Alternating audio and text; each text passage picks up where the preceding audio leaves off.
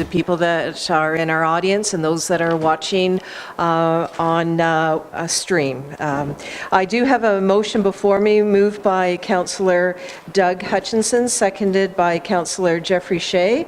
Be it resolved that the Council of the Municipality of West Grey hereby returns to open session at 7:00 p.m. So are there any questions to that motion? Seeing none, I'll call the vote. All those in favor? Thank you. There's none. Motion carried. I do have just a couple of statements to read at this time. As soon as I put my signature on this motion. Thank you very much, Clerk Turner.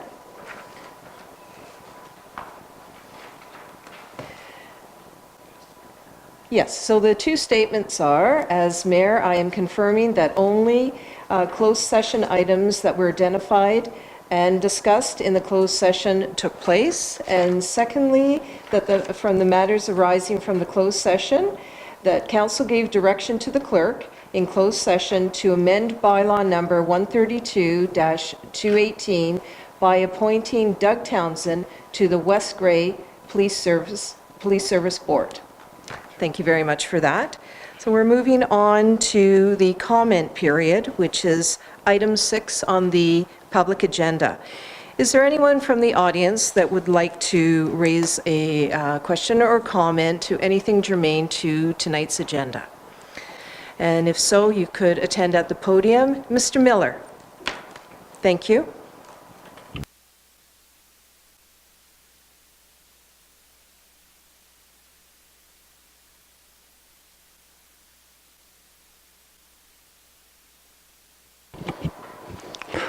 Thank you, Mayor Robinson.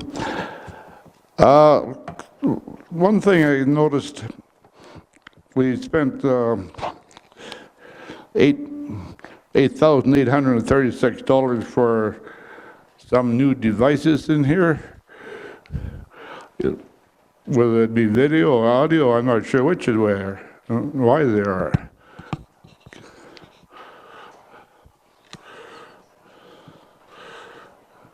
Director of Finance and Treasurer, please. So that's the budgeted item. We had budgeted up to $10,000 to enhance the audiovisual in the council chambers here. So that is a project that's been completed now. Okay, thank you. Now, another item I've seen coming from one of the minutes of one of the meetings was consideration of electronic voting devices.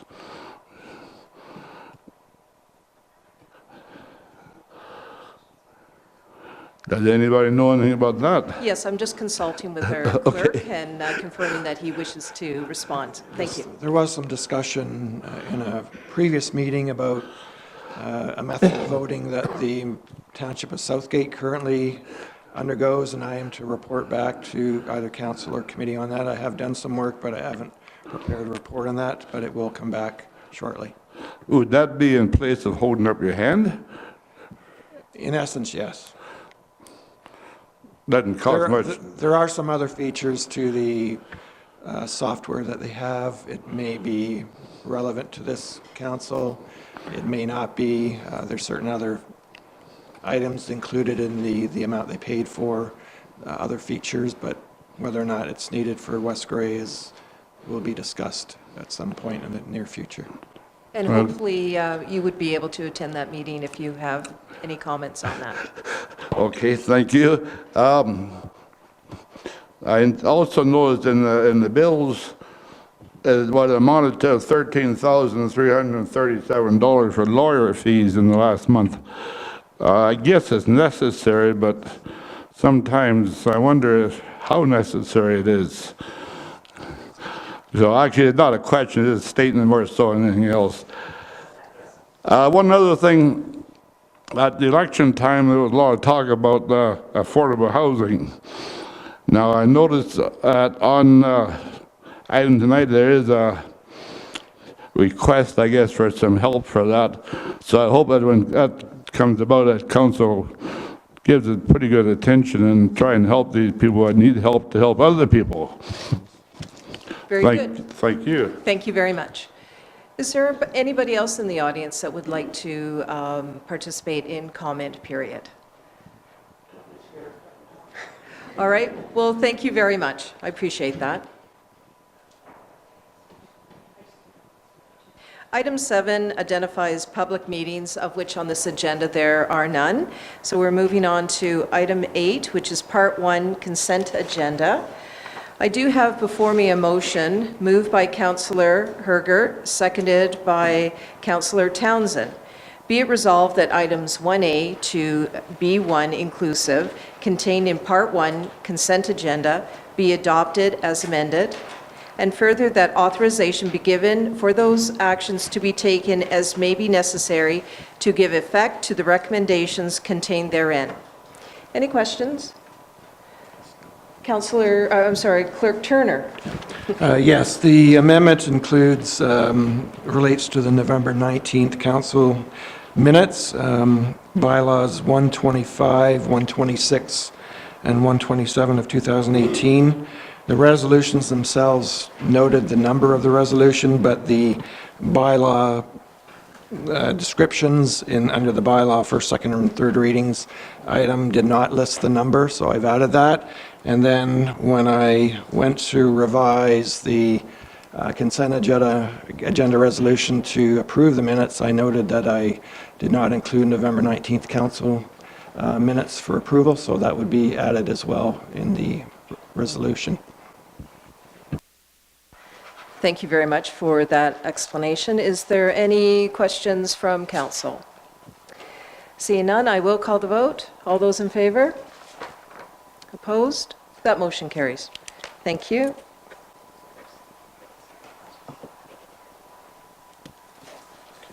Okay. So just identify, we did have miscellaneous correspondence, and identified as Larry Miller, MP, Bruce Gray Owen Sound, a letter of congratulations to Mayor Robinson respecting her recent election victory. We do have no identified future committee meetings for 2018. There will be many in 2019. So we're now on Part 2, regular agenda. Item 9, which is communications from mayor and council. I will just start that off, and then I'll look to the members of council to add to this. It was very busy. We've had a number of orientation sessions, certainly orientation session on December 5th and one on the December 13th, and that was a joint session with our colleagues from Grey County municipalities. I was invited on December 9th and participated in the Holstein non-motorized Santa Claus Parade, which I was very pleased to attend. I attended the December 7th Christkindle Market. Also, there was the Durham tree lighting on December 5th. And thank you all that attended our inaugural on December 3rd and those that attended the Grey County inaugural on December 4th. That's all I have to report at this time. I'll just go down the table if there's anybody here that wishes to talk. Yes, Councillor Townsend. Yeah, I admit the Chris Kindle was amazing, and I was glad to see quite a few people from council here. And I understand even more went on Saturday, and it was quite a crowd. So definitely something that you should attend, and I'm glad that West Grey made it a significant event as well earlier in the council, because it was definitely worth the recognition. Thank you. Thank you. Councillor Herger. Yes, so I also did attend Chris Kindle. It was lovely. Thanks so much for everyone who put that on and all the volunteers that were involved. We have Recolor Gray. The last day for public comments is December 21st, so I would encourage everybody to go online, take a look at the mapping, see if there's any comments that you'd like to provide to the ministry. Again, subscribing to West Grey news and notices online. We seem to have lots of information coming out. There's updates on roads. There's all kinds of activities going on. I encourage everybody to subscribe to that. Later on in our discussion this evening, we might get to a public survey. There's no firm discussion on that yet, but we might be having a online survey through SurveyMonkey. So stay tuned, watch the whole video tonight. Tomorrow is Bill Walker, MPP, and Larry Miller, MP's Christmas party up in Owen Sound, 4 p.m. Tomorrow evening at the Bay Shore. Anyway, last item of note is from my family. family to yours, Merry Christmas. Well, thank you very much. Okay, thank you. Very good, Deputy. Okay. All right. Well, yes, Councillor Hamilton. It was a whirlwind of a first week after inauguration. There was many events that week. A lot of them were seasonal events. Also attended Chris Kindle. Also of note, on Thursday, December 6th, there was a vigil in Durham for the National Day of Remembrance and Action on Violence Against Women. So I was pleased to attend that, along with Mayor Robinson was there too. And pleased to see that our West Grey Police popped up and were helpful on the roadside directing traffic. I was really pleased for their community service that day. Speaking of community police, or West Grey Police, they have a toy drive happening right now, and they're collecting toys until December 19th. So I'm challenging everyone on council and everyone on staff to participate in the West Grey Police Services toy drive. I just want to take this time to thank all of our volunteers on our West Grey committees over the past term. There's been so many participating, and we really value your service. And thank you to those who've chosen to come back and serve again. And speaking of upcoming events, Grey Bruce Farmers Week is happening shortly after New Year's Day, so January 3rd to January 9th at the Elmwood Community Center, and each day has a different focus. So they have Dairy Day, sheep, goat, horse, beef, crops, and ecological day. It's very reasonable. It's $25 to $30 to attend. There's a nice hot lunch, and you can actually just show up and register that day, or if you choose to find out for more information, go to greybrucefarmersweek.ca. And I'd also like to wish everyone a very happy holiday, and remembering it's not always a happy time for everyone, so do take the extra effort to connect with our friends and our neighbors at this time. Thank you. Thank you, Councillor Hutchinson.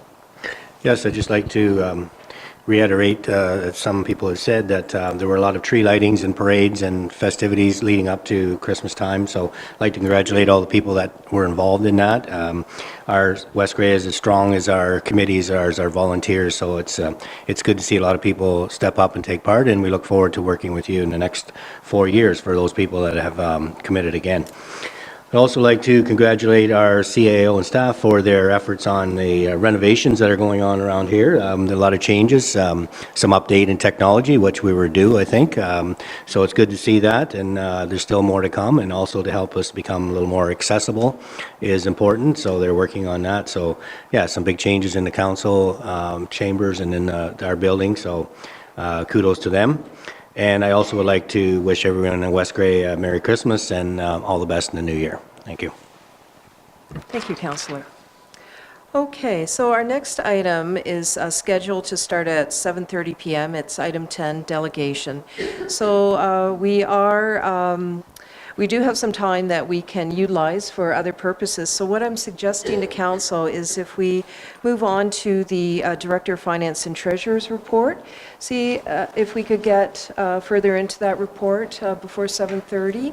And at that time, at 7:30, we will start the delegation portion. Would I have consensus for that suggestion? Okay, I see nods, and thank you for that.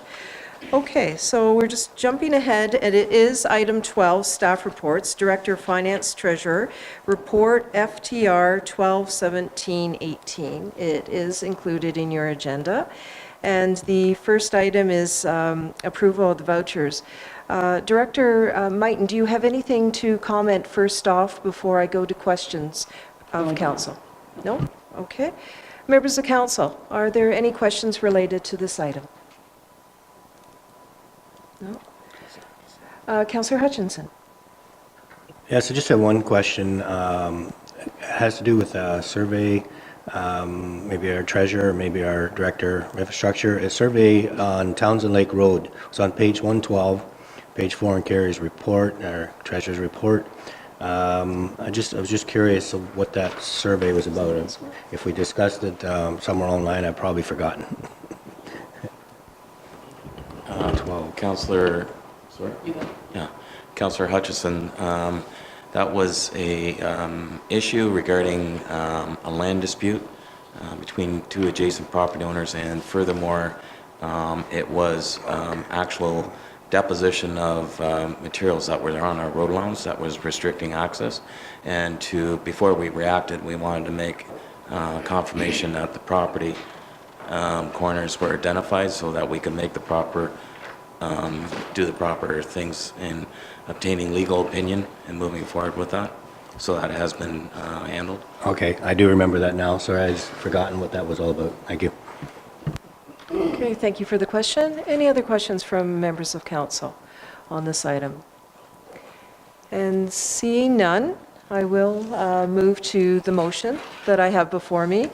Moved by Deputy Mayor Hutchinson, seconded by Councillor Shea. Be it resolved that the Director of Finance and Treasurer be authorized to pay accounts presented as voucher number 22-2018 in the amount of $3,493,137.06 of the Municipality of West Grey. Any questions at this point? All right, call the question. All those in favor? Any, obviously no opposed, but I'm obligated to say that. Motion carried. And thank you very much. Okay, I'll move that down if I could.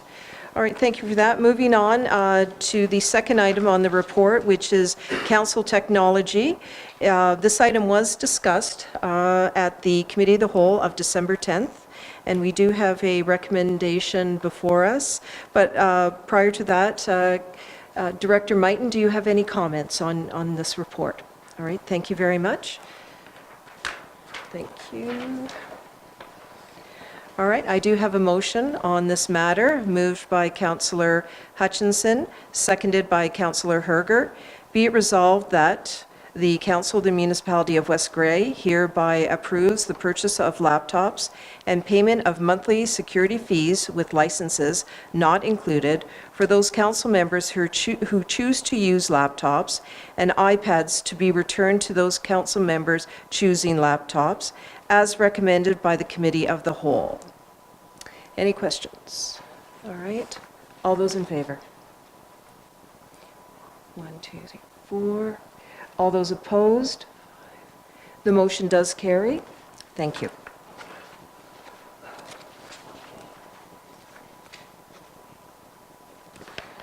Okay, checking the time. We could still proceed because we're not at 7:30 for the delegation at this point. The final item on the Director of Finance and Treasurer's staff report is the Committee of the Whole budget meeting dates. And Director Mighton, would you like to start the conversation? Yeah, so I'm looking at, want to check your calendars to set a January, excuse me, a January budget meeting date, 1 or 2 if possible, depending on what your calendars would like.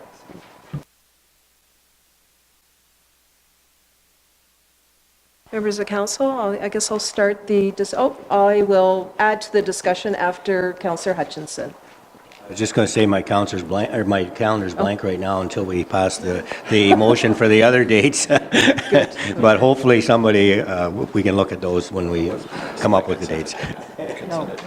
Yes, keep in mind, council, we did pass already through the consent agenda the meetings for council, which identified that our council meetings now will be on Tuesday. Councillor Hamilton. I'd have a preference for Mondays and Thursdays and Fridays. So anything but a Wednesday. Anything but a Wednesday would be my preference. Thank you. Any other member? Yes, Councillor Shea. So when are these meetings what's the time span of these meetings? Depending, they could be, like the first one may be like an overall, here's a summary where we're at. And then if you want to get into much detail with departments, then we may need to schedule a second one, just so we can tee them up ahead of time. But it could be a half day to a full day, depending on how you want to structure it. So any day but Monday would be good for me. Okay, so we're identifying a few days of the week at least. So we're looking at least for the sake of the discussion so far, Thursdays and Fridays. Councillor Herger. Because budget is super important, I would recommend maybe the first week, like the Thursday and Friday back to back, and then from there we can decide where we need to go after that. Taking that recommendation or that suggestion, how would that apply to your department? So when you're talking, like, just any Thursday, Friday, or 2 consecutive days, it won't allow any sort of, we'd have to already have the agenda preset for the second day immediately following if you were wanting to give any direction as far as where you wanted to start diving into. But we can certainly schedule it that way. I can work with the mayor and try to figure out in the CAO and work out a agenda schedule for the 2 days to pre-plan them. Perhaps maybe the first week back, we could look at, or the first set of meetings, we could go with the Thursday, Friday, because one would be the overall state of West Grey, if you will, and then getting into more of a discussion. So maybe that wouldn't take so much agenda prep, but we'll take that under advisement and work accordingly to see what works. We certainly want the numbers before us and, proper consideration. So that's fine. Deputy Mayor. Yeah, just keep in mind that the second and fourth Thursday of every month consistent is county council. Right. So we have to stay away from that. Thank you. Thank you for that. Am I seeing any other contributions for discussion at this point? The CAO Johnson. Thank you, Mayor Robinson. If I might suggest, the budget is essential that we give it the time and take the time that it's going to require, not only for at this table, but for the public as well. If Thursday and Friday are dates that we're looking at, perhaps we could table the budget on Friday, January 4th, and let it sit out in the community for a little while. And then, council will have questions, the community will have questions, and then we'd be prepared to come back the following Friday to sort of dig deeper into it. I feel like a little bit of time in between would be a lot easier to digest because it is a sizable document, and, doing it back to back will be exhausting, and I don't know how fruitful that would be. Councillor Hutchinson. Can I ask for Thursday, January 3rd instead? Just because I'm seeing a conflict. Instead of Friday? If I may, Mayor Robinson, I'll defer to Carrie. The challenge that we may have is we're right back after break, and you'll discover later in the agenda we have another community consultation that we're trying to coordinate. So that might be a little bit of a scheduling conflict. Okay. Deputy Mayor. Just for the record, I am gone January 11th and the 14th. I'm out of the country. So if we're trying to schedule on the 11th or 14th, I'm not here. Shall we leave it for further discussion at the staff level and in consultation with myself? And we seem to get more and more layers at this point, and how does the council feel about that? Councillor Townsend. If we know it's Thursday and Friday, and people have declared, let's just make sure we know if there's any other conflicts on any days, and you can pick the days that work for you. Thank you, Mayor Robinson. That would be fine. My only concern is that we would like to have the agenda out for the public as well.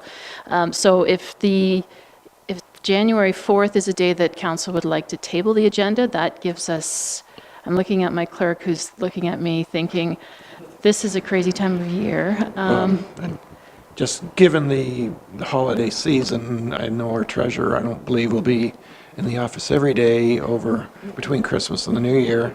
That would mean if it's the 4th, you'd have to get out by the Friday, the 30th, well, even the 28th, I guess, to give it the weekend before. So that'd be somewhat problematic. And of course, the 11th is, as Deputy Mayor mentioned, is County Council, as is the 25th. I'm not sure, was the Friday the 12th available to all council? I think so. Oh, sorry, the 11th, sorry about that. The 11th, the Deputy Mayor is not available the 11th.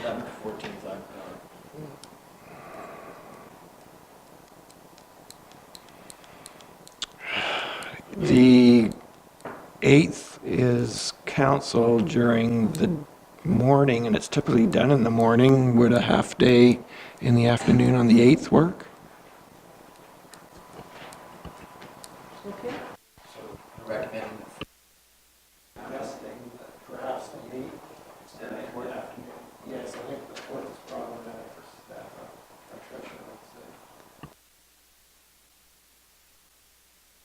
CAO Johnson. Thank you, Mayor Robinson. Mr. Turner, we would have our regular committee or council meeting in the morning, and then we could break and then table the budget that afternoon. I believe it's a preliminary budget. I don't Yes. think we're ready to table the Right, yes, budget. yeah. Well, set the approval. stage. That's what we're doing, right? Telling the story. And then we would need to, then we'll have to discuss days to go through the budget. Would council prefer that we do that on the 8th then, when calendars are a little bit easier to predict? Okay. Am I getting nods of agreement on that from this side of the table? Councillor, Deputy Mayor Hutchinson. Well, I recommend it maybe on the 8th in the afternoon, we all bring our schedules for what we're looking at for the balance of January and February, then we're all on the same page. Does that work? Thank you. Thank you. That's for approving the committee of the whole. What's usually committee of the whole for budget purposes? Okay, here, just need a mover and seconder for the motion, based on what we've discussed.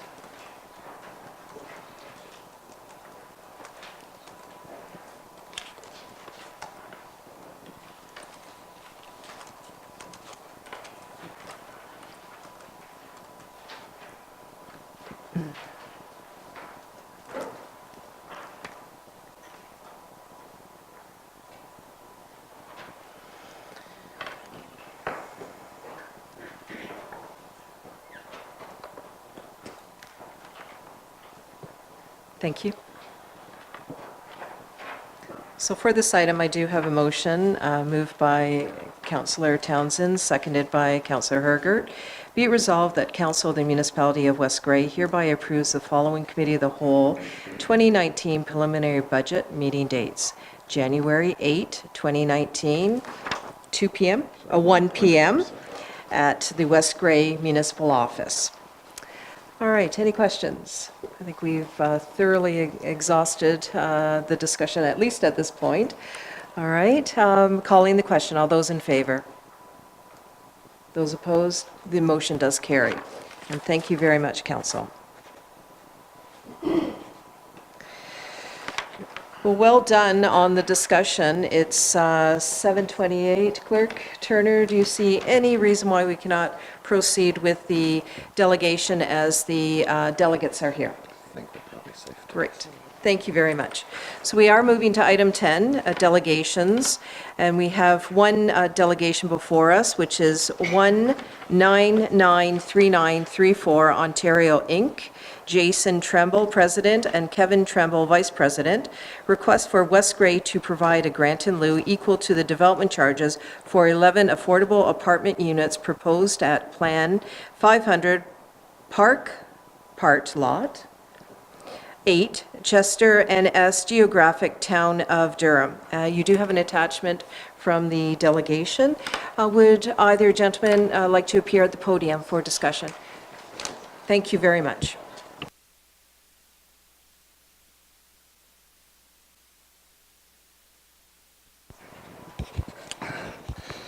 Good evening, everyone. My name is Kevin Tremble, and I'm up here with my brother Jason. Just like a few minutes of your time to explain a construction project we're in the midst of planning for 2019. I'm more involved in the administrative side of this, so I'll be doing most of the talking. And if you have any questions about the actual project or the construction of it, Jason will be here to answer the questions. We've committed to the County of Grey and the Investment in Affordable Housing of Ontario to build a 14-unit apartment building in Durham, with construction starting in April 2019. Of the 14 units being built, 11 of those will be considered affordable for a period of 20 years per the agreements assigned with the Ministry of Investment and Affordable Housing.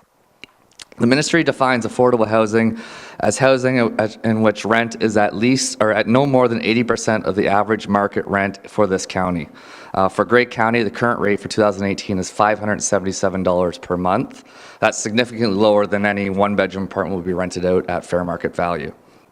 The affordable housing, the people that rent these units have to be considered high risk, and they define high risk tenants as the working poor, individuals with physical disabilities, Aboriginal people, and seniors. Affordable housing is a real issue in Ontario. Recently, both the wardens of Grey and Bruce have mentioned the need for significant need for affordable housing in this area. Currently, there's a waiting list of 89 people in Durham alone for affordable one-bedroom housing. Grey County has fully supported this project and recently passed a bylaw that gives us a grant in lieu for the county portion of the development charges. We are requesting that West Grey follows the lead of Grey County in supporting the project and waive the development charges just for the 11 affordable units. During election campaigns and all candidate debates that occurred in September and October, when the topic of affordable housing was raised, everyone from the candidates indicated that the municipality needed to support affordable housing in some way or another. This is an opportunity for the councillors to take action on some of their campaign platforms. In line with West Grey's official plan, there's also some sections in there that relate to affordable housing. I'm just going to go over them quickly. The official plan shall strive to provide an ample supply of affordable and desirable residential dwelling units and densities for the present and future residents of Durham and Newstead. The municipality shall strive to improve access to housing for people with special needs, included assisted housings for low-income households, senior housing, and housings for persons with disabilities. The municipality may support appropriate applications and proposals for special need housings. The municipality shall encourage new housing, both rental and ownership, to be affordable. The municipality may consider a grant in lieu of residential development charges, planning fees, and building permits for a new affordable housing development in return for a commitment by the developer to meet specific affordability targets. The municipality shall promote and, where feasible, assist in the administration of county, provincial, and federal housing programs.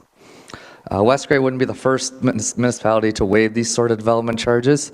I've done a little bit of digging, and just a few different ones that have done this is Essex County has waived all development charges for affordable housing projects. Waterloo has also done this as well. Cambridge has significant incentives for building affordable units regarding planning and development fees. And Grey County has waived their development charges on several affordable housing projects. I think everybody in Ontario realizes the need for affordable housing, and they're doing what they can to encourage to get them in their own municipality. So right now, development charges in West Grey are $3,250 a unit. The total amount of development charges that we're asking to be waived would total $35,750. We're going ahead with this project no matter what. What your decision will do is change what we spend our money on. If the development charges are waived, we can add more features to the building designed to reduce energy costs, such as LED lighting throughout the building and a higher insulated building envelope. As part of the agreement with the affordable housing program, the tenants are required to pay their own hydro. So it's putting money back in those at-risk tenants that they'll reduce their hydro costs in the future. We're working with a fixed budget with this program since the rents are so restricted that every little bit does help. The ministry understands that these projects are simply not feasible without significant grant money to assist with the capital costs of these builds. Without assistance from all levels of government, there simply isn't enough rental income to cover the operating costs of the projects, as well as put a sufficient amount of money away for future capital repairs. We ask that you consider our proposal when you make your decision, and we'll be happy to answer any questions. Thank you. Well, thank you for your presentation. Members of council, are there any questions? Councillor Townsend.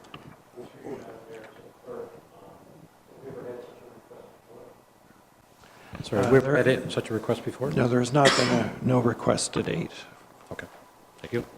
Thank you. Any further questions? Councillor Hutchinson. It's not necessarily a question, but I think it's a comment. I think we're very fortunate to have these individuals who come forward with this opportunity. I think given that our county, Grey County is supporting it, I think it's something that we should support. So I think it's a great opportunity, and it's something that definitely there's a need. So personally, I would be supporting this, and whatever we can do to make it work, I think is worthwhile. Thank you. Councillor Shea. Thank you, gentlemen. I have a couple of questions. So you are going to continue to own and administer the rental units for 20 years and beyond? Yes, and if there happens to be, if it has to be sold, the contract gets sold with it, so whoever the new tenants, we plan on administering for the next 25 plus years. We're planning on being a 50-year build, so it's not we're not just building and selling. The reason I ask is because you say that there's not enough revenue from the rental to sustain it as a commercial enterprise, and you cited Garifaxa Homes as a precedent, which was built by a private developer and then somehow or another turned over to a nonprofit. Have you considered any sort of transfer to another administrating body? Not at this time, we haven't. So you mentioned disability as being one of the possible target rental groups, people with disabilities. Are you building accommodations for disability into the units, and if so, to what level? As part of the agreement signed with the ministry, one unit will be fully accessible, so it'll have lowered counters, lowered upper countertops, a fully accessible washroom. The entire ground floor of the building will be accessible to the extent that there's no stairs to get in and out of the building, but not fully wheelchair accessible, as the one unit will be. Okay, thank you. Thank you. Any further questions from members of council? Oh, Councillor Hamilton and then Councillor Herker. Thank you for your presentation, and thank you for providing some background information ahead of time. That's helpful. I have a question about, in your application to Grey County, can you tell us some of the parameters, like some of the design features, like the roof, the windows, the insulation? What kinds of requirements did you lay out in the building in your application process to Grey County? You want to take that one?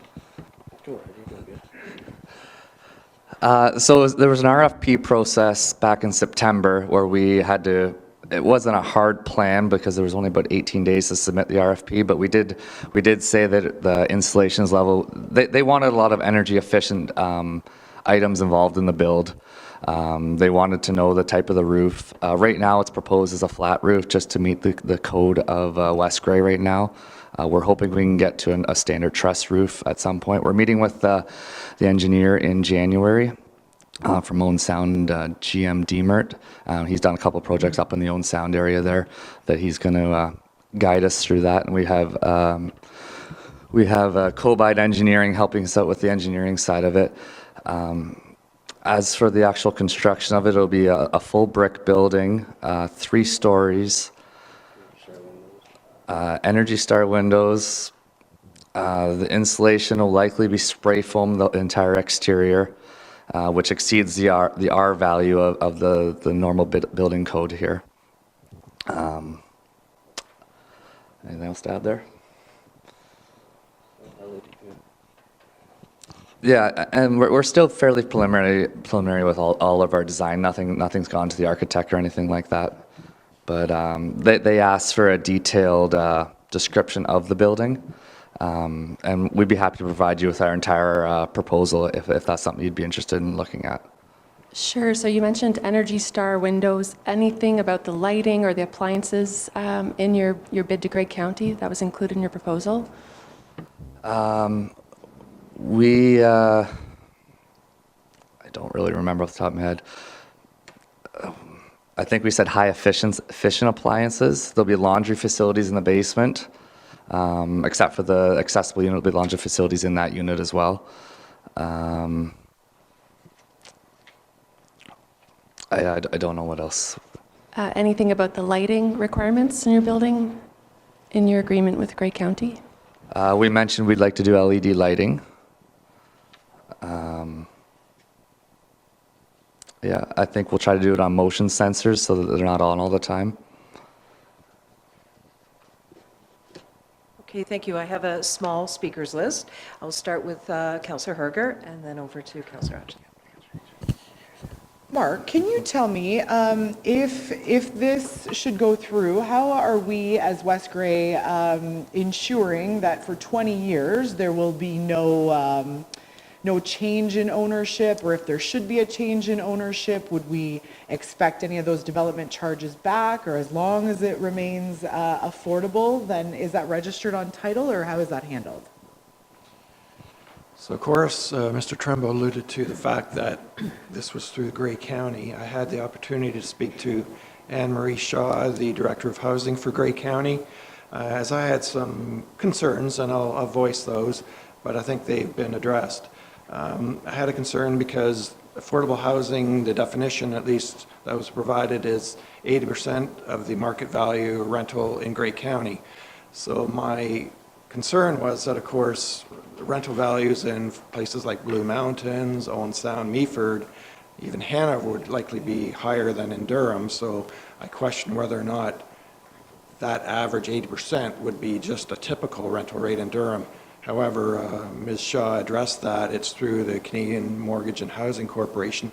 They set that rental rate, and the rental rate that Ms. Shaw quoted to me was quite a bit less than what is typically a one-bedroom apartment would be rented for in Durham, so I believe that's addressed. That allayed my concern in that regard. So it is through the county. Ms. Shaw it's a agreement that been entered into two parties for the 20-year period. My understanding is it would go to the heirs or assigns if it's sold. So that's the whole basis of, there's a grant through the province as well. So Ms. Shaw is quite, any concerns were allayed that Ms. Shaw, it seemed to be quite a concrete agreement that there would be no, whether it's Mr. Trumbull or any heirs or assigns would continue on that for that 20-year period. So sorry, does that get registered on title then, or no? How I would did not somebody- ask Ms. Shaw that if it's registered on title. It's a bylaw passed by the county. I can verify that. It may very well be. We do, those kinds of agreements are typically registered. I'm not sure if Mr. Trumbull's aware of that or not. Perhaps he can address that. I don't know if it's registered on title, but I know this question came up at County Council, the exact same question. What happens, because they are selling us a piece of property for a nominal value, and one of the questions was, what happens if the project doesn't go forward? It says it's registered on title, and then it'll be returned to the county. So I imagine this grant for the development charges is the same sort of thing, but I'm not 100% sure on that. Okay. So if we could find that out, I would be very interested. I've actually worked in real estate, and I've seen that these, they start off as apartments, and then 20 years down the road, then it becomes a condominium unit, and they start selling them off unit by unit. And so if in the spirit of keeping it affordable, that would endure, I think would be very important. Carrie, can you tell me how much last year was outstanding taxes from all of West Grey? Off the top of my head, no, I cannot. Okay. So let's just say that went from a moderate risk to a low risk in our reporting in this last year. So fair to say that there's still a substantial amount of money outstanding taxes. It's continuing to decrease. To reduce, Yeah, yep. we're working away at that, yeah. So then, development charges are used for quite a number of things. I'm not taking this lightly. I appreciate that affordable housing is something important in our community, but I'm also looking at those development charges and trying to think about how we're foregoing $35,000, right? And so what are the other items that are going to be that are going to have to lose out, I guess, right? There's only a finite amount of money. So development charges are used for quite a bit. They're used for policing and libraries. Sorry, go ahead, Carrie. Yeah, it's not used for police, it's only growth-related portions of development projects. If we build a new police building, that's a growth-related item, but otherwise, rolling stock and any other police item is not included. Okay, so it's thank very, you. very limited In what we can use. as far as in the Yeah. policing side. So I guess at this point, point in my thought process. I'm still trying to figure out if we forego the $35,000, or is there a fraction of that in which we could take up? There will be building fees just for permits. There will be, like $35,000 is a lot when we're trying to also find that somewhere else, right? I would be looking at something less than $35,000, but to keep in the spirit of affordable housing and carrying on with, you know, a great opportunity that Grey County has provided. I'm also interested in the contribution agreement that Grey County has. I didn't see that as part of our package. I couldn't find it. There's a bylaw 9222 that's referred to. I couldn't find that on our website either. Anyway, I think that if we would go ahead with this possibility, I would like to see a policy in place so that it's not just a one-time opportunity. I'd like this opportunity to be afforded to every builder in our community so that we could really push affordable housing. Thank you. Councillor Hutchinson. So just a question, gentlemen, you said 14 units, so presumably there's enough parking spaces. Will there be 14 parking spaces or more in the area that you have? Yeah, and you need 1.5 per unit, so there'll be 14 times 1, so 21 parking spots at least, with one being designated for disabilities. Okay, all right, so you have enough space there. Yeah, and question to our treasurer, what would that look like if we did, like what is there's two options, whether we do a grant back, whether we forego the development charges or we grant that money back, we charge it and grant it back. What does that look like? What is the easiest fix in terms of that? It's entirely up to yourselves. If you don't collect the development charge, your development charge fund is just, you know, short that 35,000. But if they pay the development charge and we grant it back, then the tax levy needs to take a hit for the 35,000 to bump that back, like to repay that.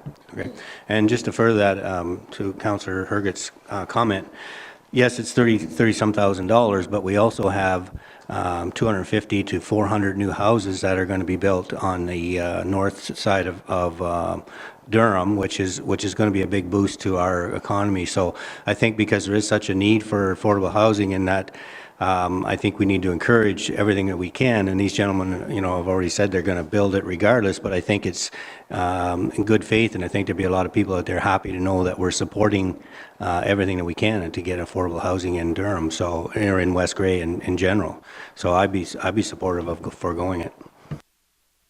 Thank you. Councillor Hamilton.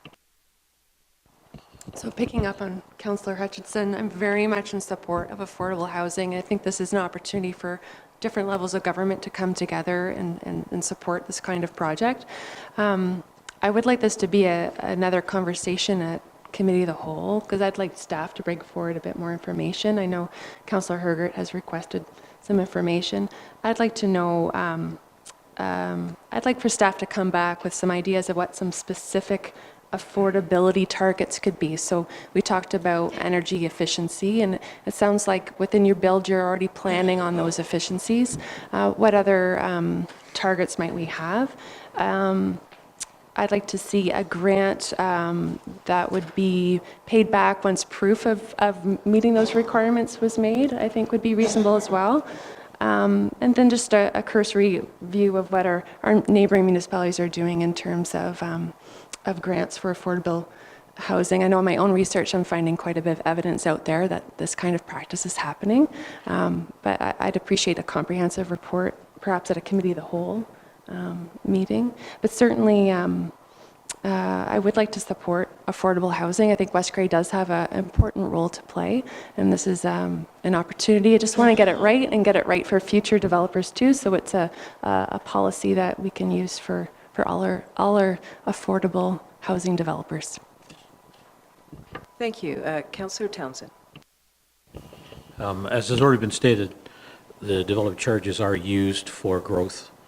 This is growth in a slightly different way with a different purpose, but to meet a need that's made it in our official plan. And as you stated, it was a very important part that came out in the all candidates meetings, and every candidate seemed to be in front of it. So I think getting clarification is good. Whether we have to do it before we approve it or not is another story. Maybe the approach we use is we do the grant and we do that as a payback type process rather than just waive them. And that way, we have targets as you complete certain things, demonstrate you've improved over that, then in fact, we will pay it out that way. But it also gives you an opportunity to move faster, sooner, not be delayed, still maybe meet your targets that you were looking for in the April timeframe. So that would be my recommendation, but I'm in full support of what you're doing. Well done. Thank you. Any further questions from council? Clerk Turner, did you have any other comment? I know you've been fielding questions already, but was there anything further that you wish to address? Yes, as always, there's a concern for precedents, but in my conversation with Ms. Shaw again, she did say that anytime there's an application or if another developer came through with quote-unquote affordable housing, we can go through the county and the same parameters would be applied in that case, so that they could work through an agreement through the county for local purposes, so everyone would be on the same playing field, so that we don't say somebody's providing affordable housing where it's truly not according to CMHC guidelines. Councillor Shea. You said this emerged out of a RFP process, so the county initiated this project. Is that right? Yes, they get money I don't know how they get money from the upper level of government to spend on affordable housing projects, and they decided at the county level to have an affordable housing project in Durham, and they put an RFP process out to build an affordable housing build in Durham, and their requirements were it just had to be 6 units. That's all. 6 affordable units is all they required with them, and we provided them 11 affordable units. So we went over and above what they requested. Okay. Proceed. Mr. Trumbo, what are your projected timeframes for construction of the project? Like I said earlier, it's fairly preliminary, but we want to start digging April 2019, and hopefully we can complete by November 2019. Oh, please go ahead. So just, if council does indeed want to defer decision to a future meeting, whether it be perhaps committee of the whole, January 30th or earlier, I don't know if that time frame will fit the developer. However, I would, if council wishes, I could see if Ms. Shaw would be available for coming to the meeting and answer some questions you may have. I think that would be a great idea. I'm seeing that members of council are interested in that. So. Any further questions? It's been a very good discussion. Well, we've had questions. Was there anything further that you would like to say, Mr. Tremble, or have you completed your delegation? I think that's everything. If there's any further questions, I'm always available, a phone call or email, or we can come back here again and talk about it. Thank you very much. Okay, members of council, I'm looking for a motion.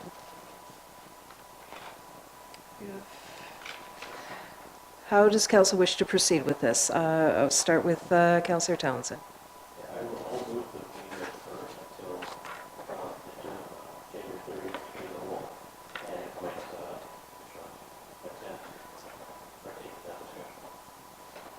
Thank you very much. Is there a seconder for that?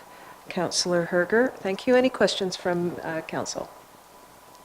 All right, calling the question. All those in favor? Opposed, if any? Motion carries. Thank you very much. Thank you as well. Councillor Shea, a second. Herger. All right, thank you very much. So we've completed the delegation portion of our meeting. We'll just move along to item 11, which is business arising from the previous meeting. Are there any questions or concerns for that? Seeing none? Yes, thank you. So we're going to continue with staff reports, and I do believe that we have completed the staff report from the Director of Finance and Treasurer, and thank you very much for being here. So we're moving on to the Director of Infrastructure and Public Works for report DIPW 121718. And I know there are two parts to your report, actually a third part.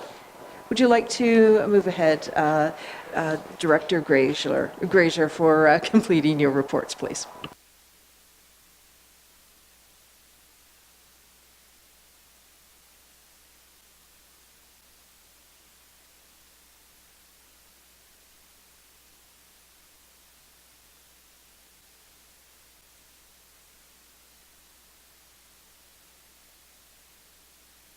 Certainly, this item, Sunvale Subdivision Pre-Servicing Agreement, there is a proposed bylaw that is attached, and it is dealing with proposed bylaw 134-2018 for our members of council. Councillor Townsend. Just a clarification, when Trimble attended here, he gave us some guidelines, and that appears to also address the concerns he had. Can you confirm that? I'm trying to establish, his concerns were with the fees. It was the volume of... Sorry. Sorry? Just may wish to pull your mic ahead just so that it doesn't cut out. However, I think we discussed, or council discussed more of securities for subdivision agreements. This is somewhat of a different animal, being a pre-servicing agreement. However, the developer is in the agreement specifying 100% for the estimated cost of works through a letter of credit, or cash. Yeah, and he did touch on that. Yep. Yeah. Okay, thank you.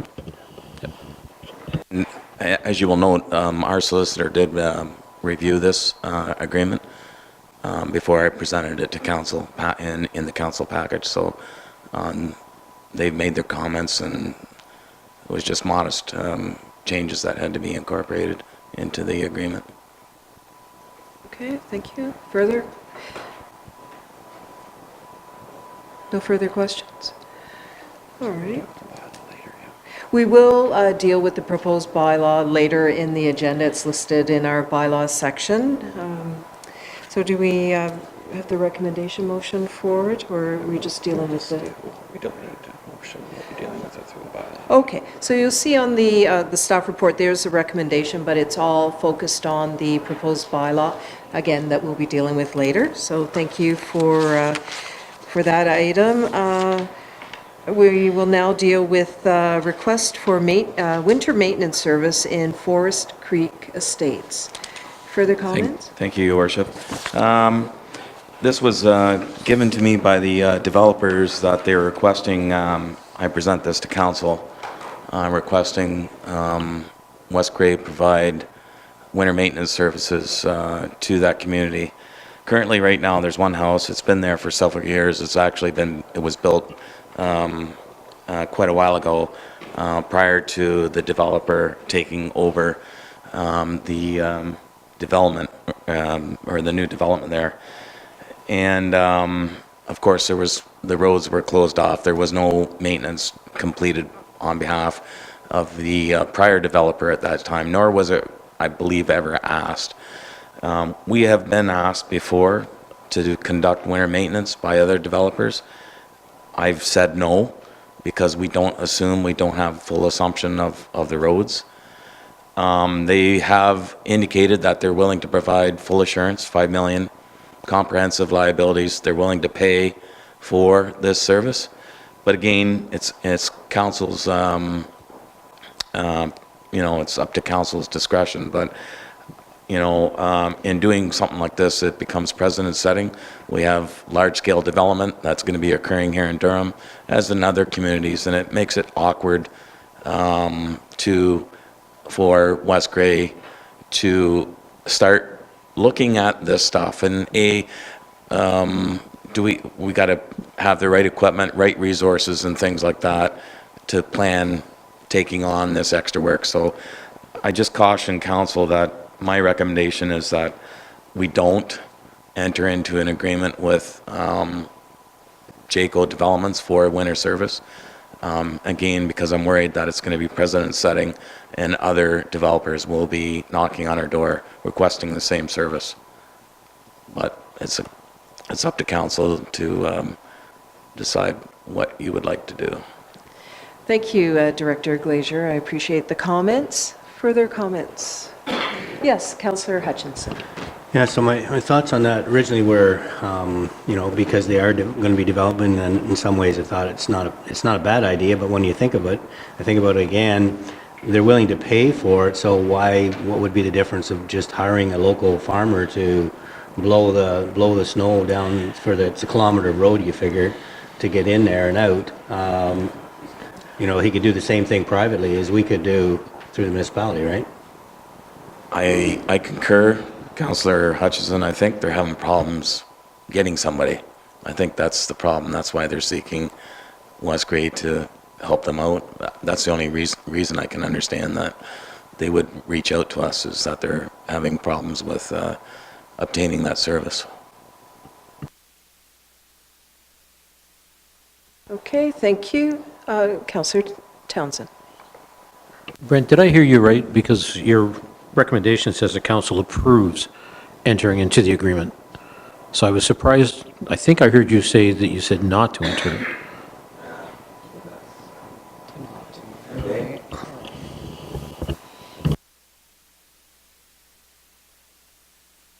Okay, but we do have before us, yeah. I apologize. I was working on two issues related to the same subdivision or the developer, and I've got my wording mixed up there. So my intention was not to support this. Fair enough. Good fine-tuning question, and fair enough. Further question? Right. I agree with the not, actually, which is why I wanted the clarification, because the precedent setting could be huge with development coming. And we already have some issues on the sidewalks, sorry to use that word, but we do because of cost. So if we do things above and beyond rather than things that we might want to do, I think we're going to get really challenged by the community. So that's the second reason for not doing it, not just the precedent and the risks. So. Thank you. Councillor Shea. So you're suggesting that even though they're willing to pay for it, and if we set a precedent and future developers who have partially finished projects with unassumed roads were also offering to pay for it, that this precedent would kick in and that we would be plowing a bunch of roads that we don't own at presumably no cost to ourselves. So it seems like it's very much a 50-50 sort of thing, thinking that it's the developer's responsibility and we're taking it on with no cost to ourselves. That's not factoring in the effect on the residents, the people who are actually living on those roads in a partially finished subdivision like this one. So I think we have to keep that in the back of our mind as well.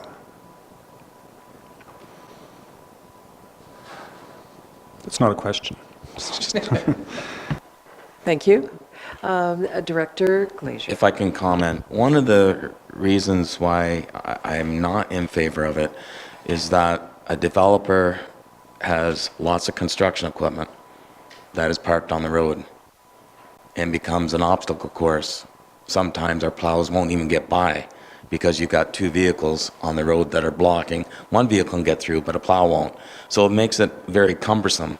I'm just imagining what can happen in a development once it starts going with construction activity and things like that. So it becomes an encumbrance for our plows. They're very wide, carrying a wing, and it makes it very cumbersome. So if they get to a point where they can't go any further, now they've got to back up maybe some distance. So again, it's just the logistics of providing winter service and to a new development, especially when it's new, because you have all that, like I say, construction activity, cement trucks and other things parked on the road.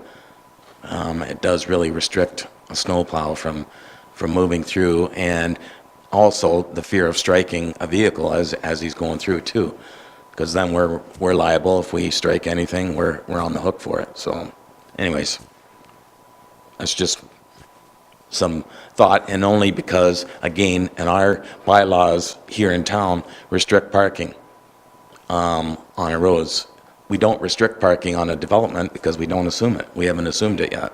So they're free to park wherever they want. Anyways, that's just my input into that part of it. No, thank you for your professional comments. I do have a speakers list again. We'll start with Deputy Mayor Hutchinson. Thank you.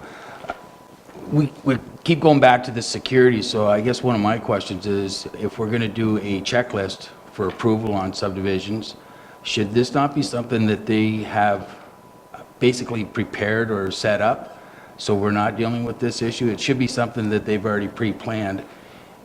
And again, I'm going back to security, so you want to do this deferring or handing back as they develop. So in this case here, we should hold 100% of the security, just so we've got a plan B, because we are going to, I'm going to support what Councillor Shea said. I still think we have a responsibility to the citizens that live there, regardless of whether we own those roads yet or not. So I think they should have a plan in place before we go and award a subdivision. That would be my feeling on it. I'm going to first take a, you're okay to wait? Then we'll move to Councillor Hutchinson. Thank you. So in our agreements, and I looked at the original agreement over with that one, but also in our other agreements, is there not something in there, like it says that at a certain point, we assume the roads once it's 100% finished or whatever, but isn't there also something in there about the subdivision has to be like 80% sold or something before we assume responsibility? So I'm thinking there's always an agreement that was put forward with all those details in it. And I read something in the previous one, which goes back to 1990 or 89 or whatever it was that the original agreement was. So I think we're right. The director's saying that we shouldn't be going in there. I know there's individuals in there, but it becomes a real an issue when you start to do that. We have a subdivision right now in Marshall Heights, which I don't believe that we're doing any snow plowing in yet, because we haven't. We do partially. Yeah. A standard subdivision agreement that we enter into basically speaks to whether it's phased or if it's the whole subdivision, depending on the circumstances. The threshold is typically in a phase or the whole subdivision, it's 50% of the lots are built on. And then we would assume that portion. So the Maple Hill subdivision, it was phased. The first phase was more than 50% built upon, and then it was assumed that portion, that phase. And it would likewise when the second phase and the third phase. Just for council's information, no, there is no responsibility for the municipality to provide any road services for subdivision roads until they are assumed. Those are private roads. They're not assumed by the municipality. The municipality has no legal responsibility to maintain. And again, yes, it would be paid for. Yes, we do have a letter of credit from the former owners, which has been transferred through JACO.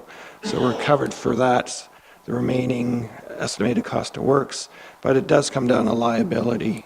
We are incurring, I would say, unnecessary liability until that subdivision is appropriately built on and then assumed. Thank you. Further questions? All right. Anything further, Director? Okay, thank you. I do have a motion before me, and it is moved by Councillor Hamilton, seconded by Councillor Hutchinson. Be it resolved that the Council of the Municipality of West Grey hereby declines the request from Jacko Developments, Inc. to provide winter road maintenance prior to the assumption of roads by the Municipality of West Grey, respecting the Forest Creek Estates Plan of Subdivision, Plan 1097, in the geographic township of Bentic. Questions? Okay, call the question. All those in favor? Those opposed? Motion carried. Thank you.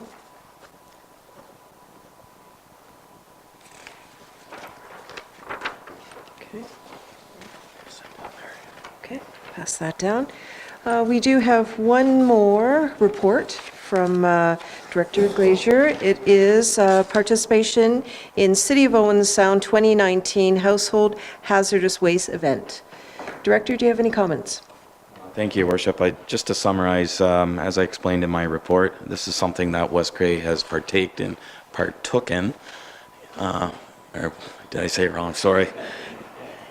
We joined this, the City of Owen Sound in HHW event along with 8 other municipalities. That was an offer that the city had put out there to our community neighbors, and I think it's been a viable opportunity for the residents of West Grey, the ability, instead of the one annual HHW event that our municipality currently has, provides an opportunity for the citizens to remove their waste, their hazardous waste, if they so desired, at I believe eight times a year is the offer that the city poses.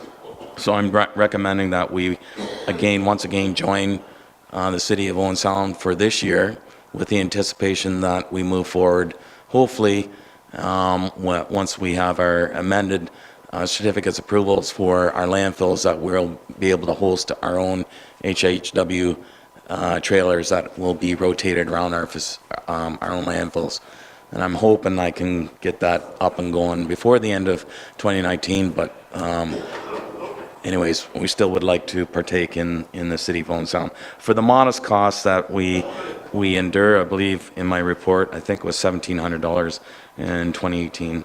So I think it's a service, good service, and as good stewards of the environment, I recommend that we still proceed with joining this agreement.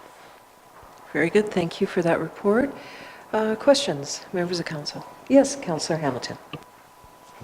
Very much in support of this program. Just wondering if we have any stats on how many West Grey citizens participate in the program. So if I recall, because I reached out to the gentleman last week, Chris Hughes. Chris Hughes is the manager of contract services. The summary that I received from Mr. Hughes was, I believe there was 37 barrels collected, total waste or hazardous waste collected from the residents of West Grey.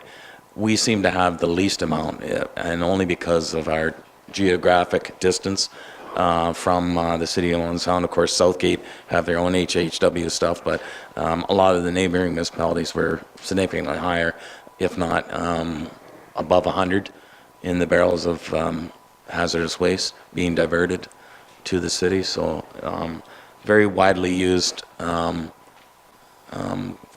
service that the residents of Grey County are using. Anything further? Okay, thank you. Yes, Councillor Shea. Has there been any talk about a service agreement with Southgate? Would they? Sorry, Shea, I missed that. Has there been any talk of a similar service agreement with Southgate instead of?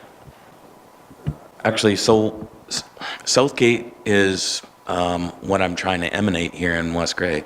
They have a portable trailer that they rotate around their landfill facilities. They're allowed to, of course, do that because their certificate approval from the ministry allows them to do that. I'm reapplying to the ministry to change our certificates approvals to allow West Grey to do that very thing.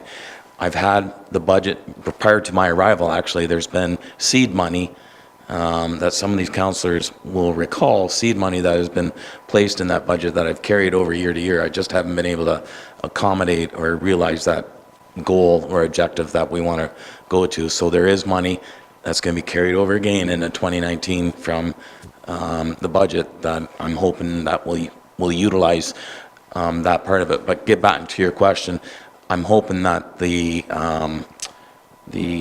contractor that picks up the hazardous waste will be able to join Southgate or their commodity, the contractor that picks up the hazardous waste, and bring them into West Grey at the same time.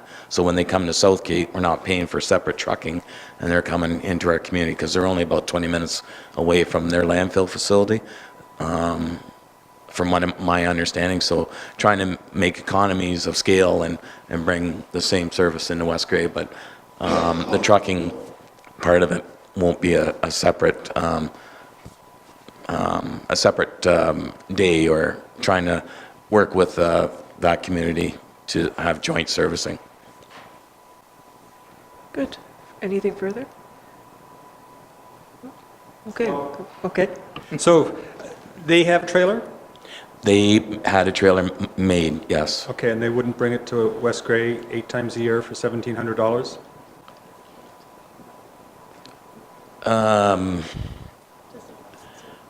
But Or let me put I it a can't different way. 100% answer that. When do you think we might be in a position to take on our own program? Here's the thing. We can't take that trailer into our facilities because we're not licensed. I have to change my license. West Gray has to change licenses to allow that trailer. Even if we didn't buy the trailer, we still have to have a change in our license. I have to have staff trained and things like that. So it goes beyond just having the trailer brought over here. There's some legal steps or ministry steps that are required of us. Thank you. Clerk Turner. It's an interesting question, Councillor Shea. I suspect that the certificate of approval from the Township of Southgate only allows them to take household hazardous waste from Southgate, whereas I suspect that would be the same thing for West Gray. However, would it be prudent or to have some discussion with Southgate to see if there could be a sharing of resources? Like, we would only be able to take our own household hazardous waste, but perhaps trailers could be shared, staffing could be shared, I don't know. The answer is yes. I can definitely pose that question to my peer next door. Doesn't hurt to ask, for sure. Very good. Good, thank you for that. Further questions? Well, that's been a very good discussion. Thank you. I do have a motion before me, moved by Councillor Shea, seconded by Deputy Mayor Hutchinson. Be it resolved that the Council of the Municipality of West Gray hereby requests staff to prepare a bylaw for a future council meeting to approve entering into a 2019 household hazardous waste agreement between the City of Owen Sound and the Municipality of West Gray. Questions? Calling the vote. All those in favor? Those opposed? Carried. Thank you.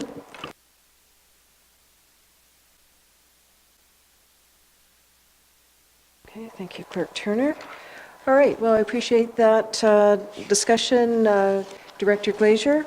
And we are now moving on to Manager of Community Services. We have two reports before us. Report PRC 12-17-18. There are two items for discussion. Would you like to start with the presentation? Thank you. Thank you, Your Worship. Both of these agreements have been presented to the former council, so they have been approved by them. Does anybody have any questions regarding these agreements for me? Thank you, Manager Stewart. Questions from council? Would you? Yeah, just to clarify, they haven't been approved by the former council. They've been recommended for approval as amended. As amended, yeah. Yeah. Okay, thank you for the clarification. Appreciate that. Council, questions? How do you wish to proceed then? Okay, very good. I've been advised by the clerk we do not need to deal with the recommendation, only at the bylaw portion of the agenda. Okay, so that will take care of the first item. Now, we're dealing with the financial agreement, Elmwood Community Center. Thank you.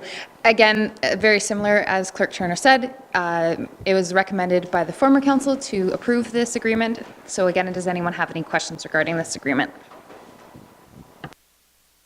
Council? All right, again, we'll be dealing with this at the bylaw portion of the agenda. Thank you very much. Okay, moving on, we do have a report from Kathy Sweeney, Economic Development Coordinator, Tourism and Promotions. The item is a retail sale of recreational cannabis. Thank you, Your Worship.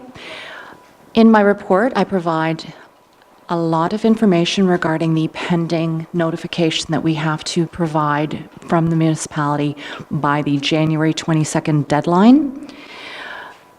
I'm sure that you've had a chance to take a look at the documentation, and I'm looking for direction from council on this, please. Thank you for your presentation. Council?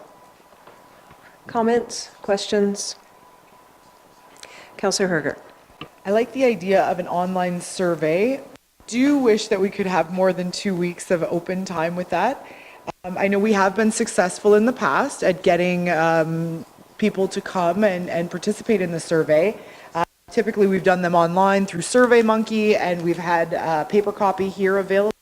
I just wish that we had more than 2 weeks to garner that, especially over the holidays, but we'll take what we can get and let's go for the input. Good. So, yep, share the mic, please. I'll put you on the speakers list, but I'd first like comments from our clerk, if you don't mind. Thank you. Yes, just to update council, we did have a discussion, the mayor, CEO, and myself regarding this issue, and we're suggesting that, as well as a survey, that perhaps a public meeting could be held during the January 8th council meeting from 10:15 to approximately 10:45 to provide opportunities for members of the public to comment on the issue. So that would form part of the motion if council's in favor of doing so, as well as a survey. Thank you. Councillor Townsend. Kathy, in your perusal of everything that's out there, and I've tried to do the same, is there any indication of when you opt out, if you could, no, you can opt back in, but is there any description of the process or timeframes, limitations that you've been able to locate? No, I have not. Those limitations have not been decided at this point in time. Good question, though. Councillor Shea. If we opt out, your report says that the illicit market would still be open, or still be an option for acquiring cannabis. Is online ordering canceled no, so that would also be an option. Your report mentions that if we opt out, the illicit market remains an option. Yes, that would be concurrent with what the chief of police says as well. If you do not offer the legalized option for people to purchase within your municipality, then the illegal is still available. But they also have the other legal option of ordering Yes. online. Yes, Okay. that is for the medical marijuana. Oh, so not the current recreational online ordering that's in place right now? I assume that's going to keep going, yeah. I just wanted to clarify, the illegal market, the illicit market is not the only market that will exist. If we, Oh, correct, yes, Okay. sorry. Councillor Hutchinson. I think it's important to note, and I don't think it's said in your report here, Sweeney, but I think their provincial government has stated that they're now looking at 25 retail stores through all of Ontario when this happens. So I think the chances of us getting one in West Grey is going to be pretty slim when you start talking 25 across the province. So, and I think to go along with Councillor Shea's comment, I think the fact that by having retail, you have some kind of controls on the product, whereas the illegal market, they don't have any controls on the product. So I think that's another advantage of it. But as far as the information, I think it's very vague, and they tend to, everybody's saying the same thing, but they aren't really saying anything as far as what's happening there. But anyways, we wait and see, and it's good to get an input. I hear you on that. Coordinator Sweeney. Thank you, Councillor Hutchison. Just to further elaborate, on December the 17th, I do have a statement here that was released from the provincial government, and they are noting that they are seeing severe supply shortages within the cannabis market. So they have now opted to start the initial phase in of just 25 stores within Ontario. And that is so that the operators can open for business on the April 1st deadline, and they can stay open. Now, this will be a lottery pool for the draw of the 25 stores, and it's going to be a temporary model. It will not be the permanent model for the number of stores allowed. Thanks for the update. Councillor Townsend and then Hamilton. Yeah, I was just going to ask Kathy to confirm that it was temporary, the 25 limit. And I guess if you stuff the ballot box with a lot of GTA versus, the odd one in the rural, you're right. We're probably still minimized in our opportunity, but if we want to go ahead with it, then we should only consider it temporary. Thank you. Councillor Hamilton. 2 questions. Can you talk more about the survey or the community engagement piece, what our options are? Yes, thank you, Councillor Hamilton. Well, we have a couple of options with the Survey Monkey. You can ask as much as 10 questions, I believe, and it's free of charge. And how we would actually present that is we would push it up onto our website. Because we don't have a complete list of every email address of the people who live in West Grey, that would be our best mode to push it out, the survey. Simple question, we can be as elaborate as we want, or we can be as simple as we want. We can ask the question, do you want to see retail stores in the municipality of West Grey, or do we not? We can ask for reasoning behind that. There's a number of options. It's how deep you really want to dive into it. Okay, does that answer your question? Yeah, I was also wondering, when I was out in Meaford, they had like a card. Now, they came out with this many weeks ago. Did you consider a printed card that we could leave in the library in different municipal buildings, or is there a budget for that? Currently, there is not a budget for this, but I was planning on having the surveys available not only online, but at all of the branches of our library as well for people to fill out, and as well here at the counter. Okay, so a hard copy. Yes, there would be hard copies available, correct. Thank you. And then my second question is, so the deadline, if we wanted to opt out, the deadline's January 22nd by email. Is there a time limit on that? Because I noted that I think we have a council meeting that day as well. Sorry, is it the 21st, the deadline, or? 22nd. So our council meeting is the 22nd if we go to Tuesdays. Yeah. So I'm just wondering, is it by 11:59, or what's the deadline on that day? Do we know? I would have to confirm on the actual time that it is needed to be submitted. Okay, that might be a nice detail to know. If we wanted to opt out, would we have to make that decision by the January 8th council meeting, or could we push it right till the 22nd? I'd like to know. CA Johnson. Thank you, Mayor Robinson. Councillor Hamilton, we are erring on the side of caution and assuming it's a 9 to 5 operation at the province. So we wouldn't recommend that we go to the 22nd and send our decision after our council meeting, because we may be too late. So the January 8th meeting, which is why, yes, it's a short window for consultation. We have had success with the Main Street survey, and we would use those same channels. And if we have an extra open house day on January 8th for more comments, I think council will get a good sense of what the community's thinking anyway. So we'd like to be able to make that decision earlier than the 22nd. Thank you.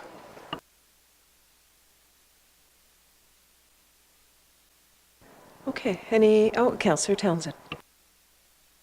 Recognizing that it's going to be on the website, it might be worth even people here and people pushing out the link.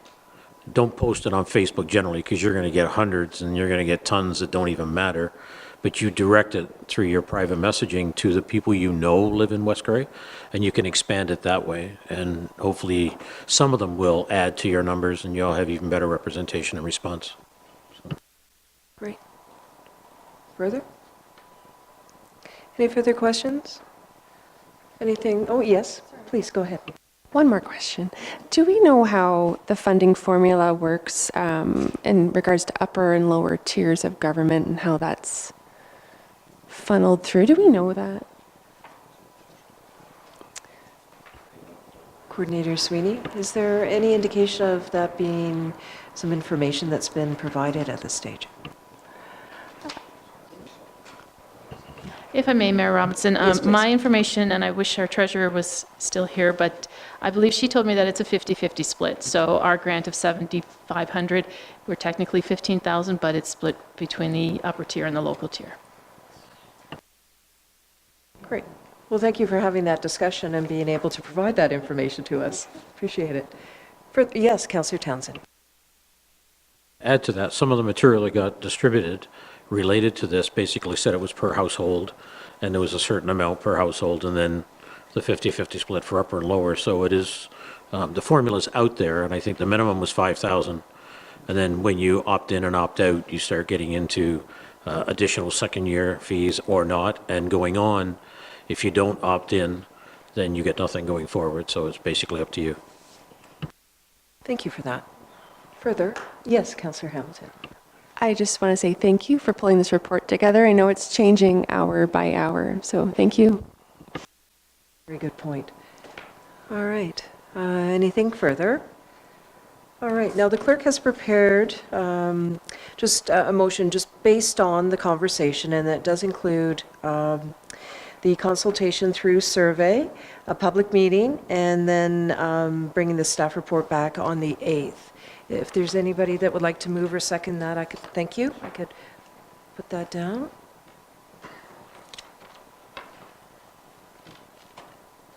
And thank you for preparing that.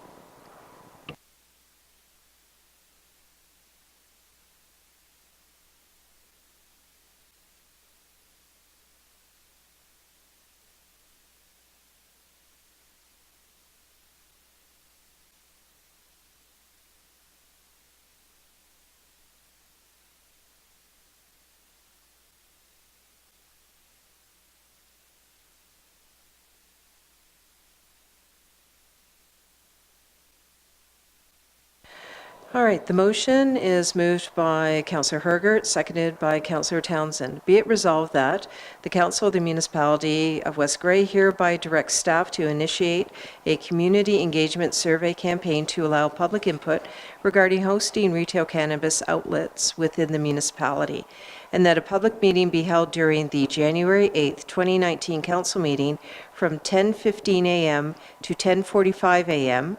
to provide an opportunity for members of the public to comment on the issue of hosting retail cannabis outlets within the municipality. And further, that staff report back to council by January 8, 2019, with the results of the survey in conjunction with the aforementioned public meeting to enable council to fully evaluate and consider the feedback from the community to determine if the municipality will opt in or opt out. Questions? Very good. Call the question. All those in favor? Opposed? Thank you. Motion carries.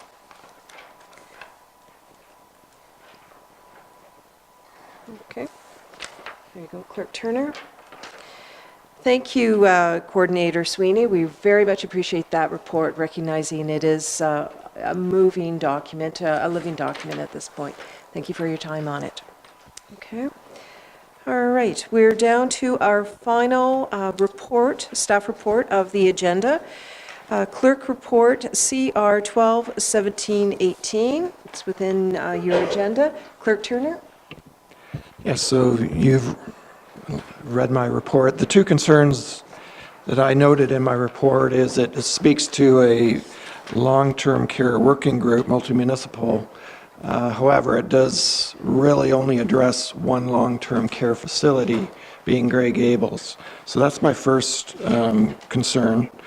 The second concern is the terms of reference is for, it's requesting all lower tier municipal councils to appoint 2 council members to this working group.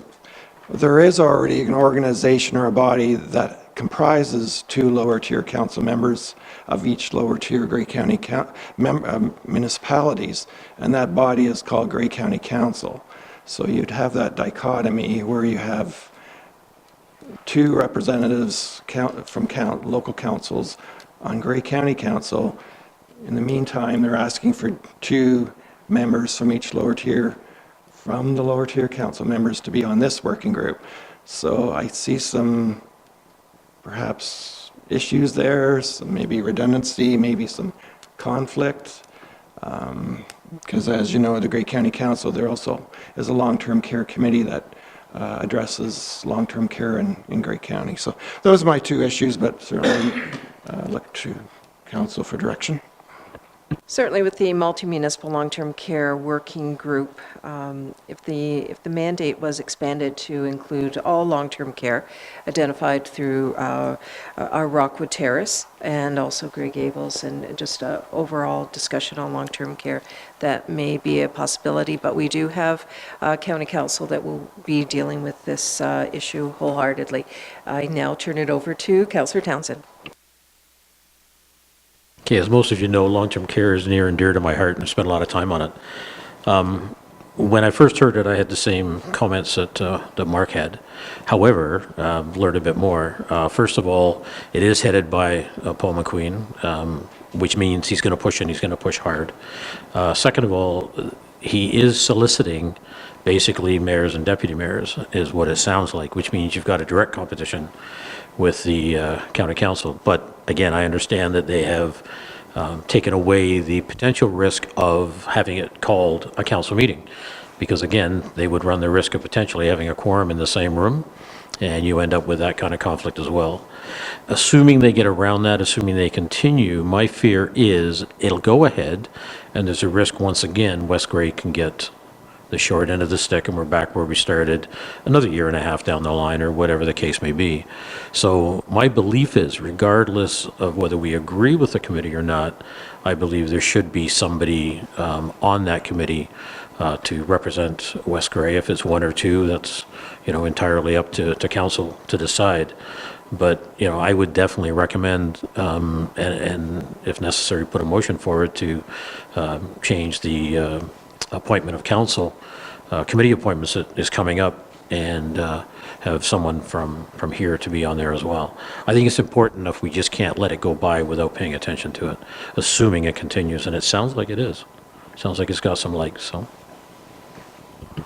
Did you have a member of council in mind at this point?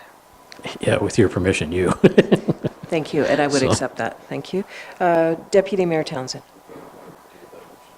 Oh, no, that's just a discussion. We're just at the discussion question portion. I sat on that before the election. I was over there working with them. Yes, Paul McQueen is pushing, and I know they've campaigned hard, and they do have a pile coming in.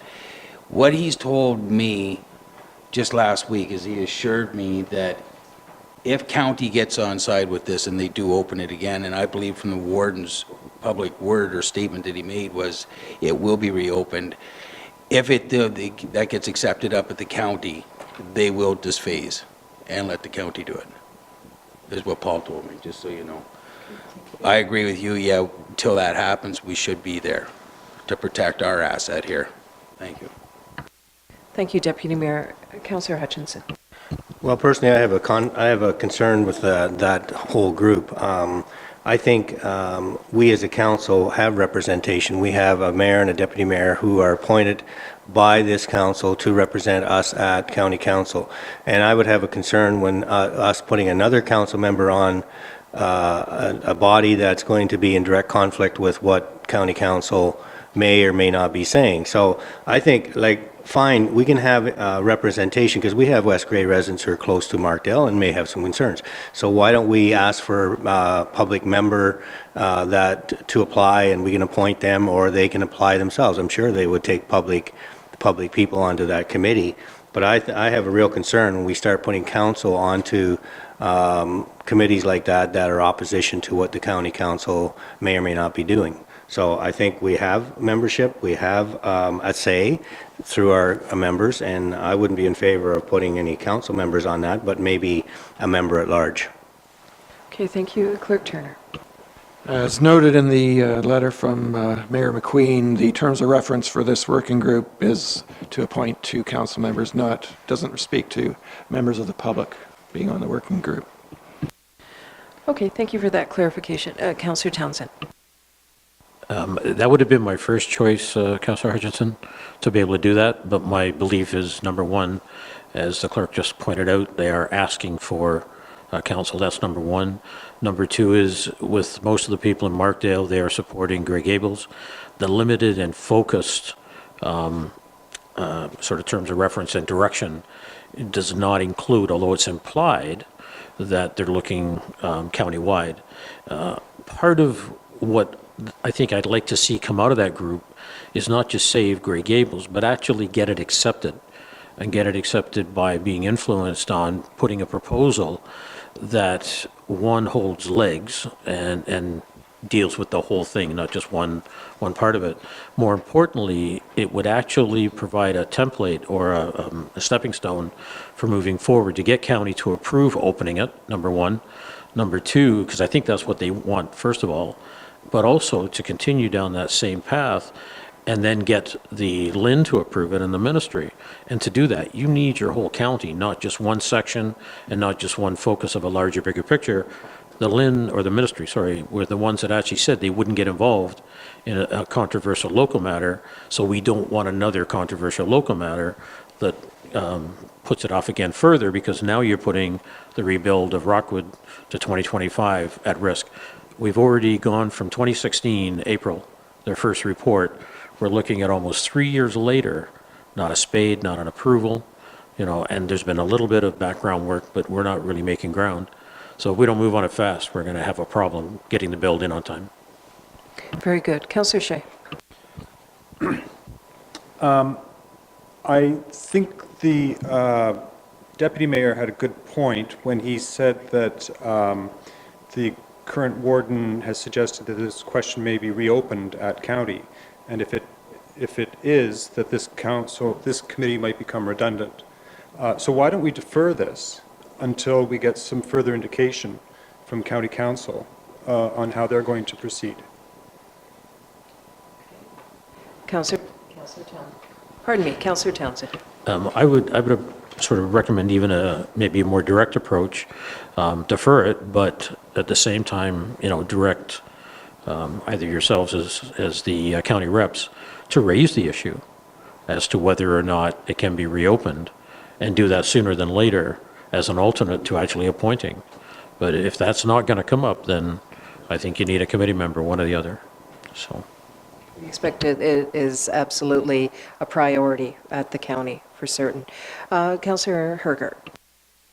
So if it would be coming up at the county, would there be a working group solely and exclusively for long-term care with the mandate to have a recommendation to Grey County? Is that what we're thinking, or just the idea of long-term care would obviously come up and we need to decide? I mean, would there be a separate working group that might be more appropriate with the mandate of Grey County saying we need a recommendation for long-term care? So the county is structured in terms of county council and committee of the whole. So there is not a long-term care committee. This is this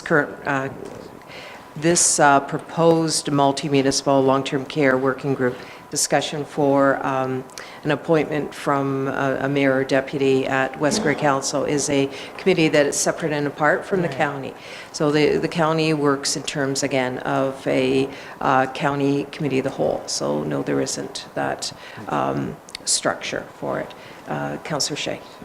I thought I remember the past mayor and deputy mayor saying that they weren't on the county long-term care committee, and that they therefore didn't have adequate input into these discussions at the county level. There was social service committee prior to that, and then there's also a committee that is focused on the management of Sienna, which is the management committee for the long-term care homes. So that's what is currently before us at the county. Councillor Townsend. Yeah, I'd recommend having a discussion with Kim Wingrove, because I believe that there are people looking at not just the management of Sienna, but also moving forward on locations or sort of doing a little more work on the plans. So if the county would open it up, then perhaps you could invite some of the people that are currently trying to save Grey Gables. They have their opinions, and invite them to attend that as well. And that way, when that group comes back, because that's what they're doing, they're coming back to county with recommendations, then maybe that would be easier avenue to get it through. Yeah, and that's a very good idea, and I hear that from this table, and certainly public engagement and public input is a cornerstone here in West Grey, so that is absolutely something that we will bring forward. Anything further before I go over to this side of the table then? Okay, Councillor Hamilton. Thank you. I have to concur with Clerk Turner and Councillor Hutchinson. I do think there's a conflict there where we have our government of Grey County making these decisions, and then we have perhaps people who form that government making a counter committee. And I'm thinking back to our training that we did last week with the Integrity Commissioner, and I seem to have I'm remembering that we were advised not to, if council arrives at a decision, it would be not advisable for us to join the citizens group to oppose that decision.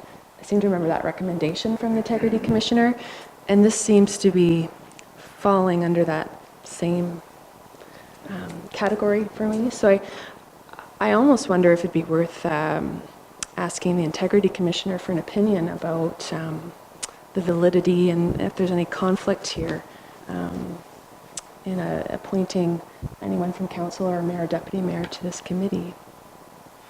It's a question I have. Very good. Very good. Councillor Hutchinson. To go along with what has been stated, I would be in agreement that we should defer this decision. I would say if the county council is going to revisit this original plan, then they do it sooner than later and get it out there. And it would be great to think that there would be more long-term care beds coming our way, but that's something that's unknown. So until we know, until they revisit the plan, if that's what they're going to do, and made a decision, I just think I have a real concern putting council on another committee that's going to be in opposition, and maybe it is an integrity, it is a conflict through the Integrity Commissioner. I don't know, but I do have a concern with that. Very good point, Councillor. Very good point. Deputy Mayor Hutchinson.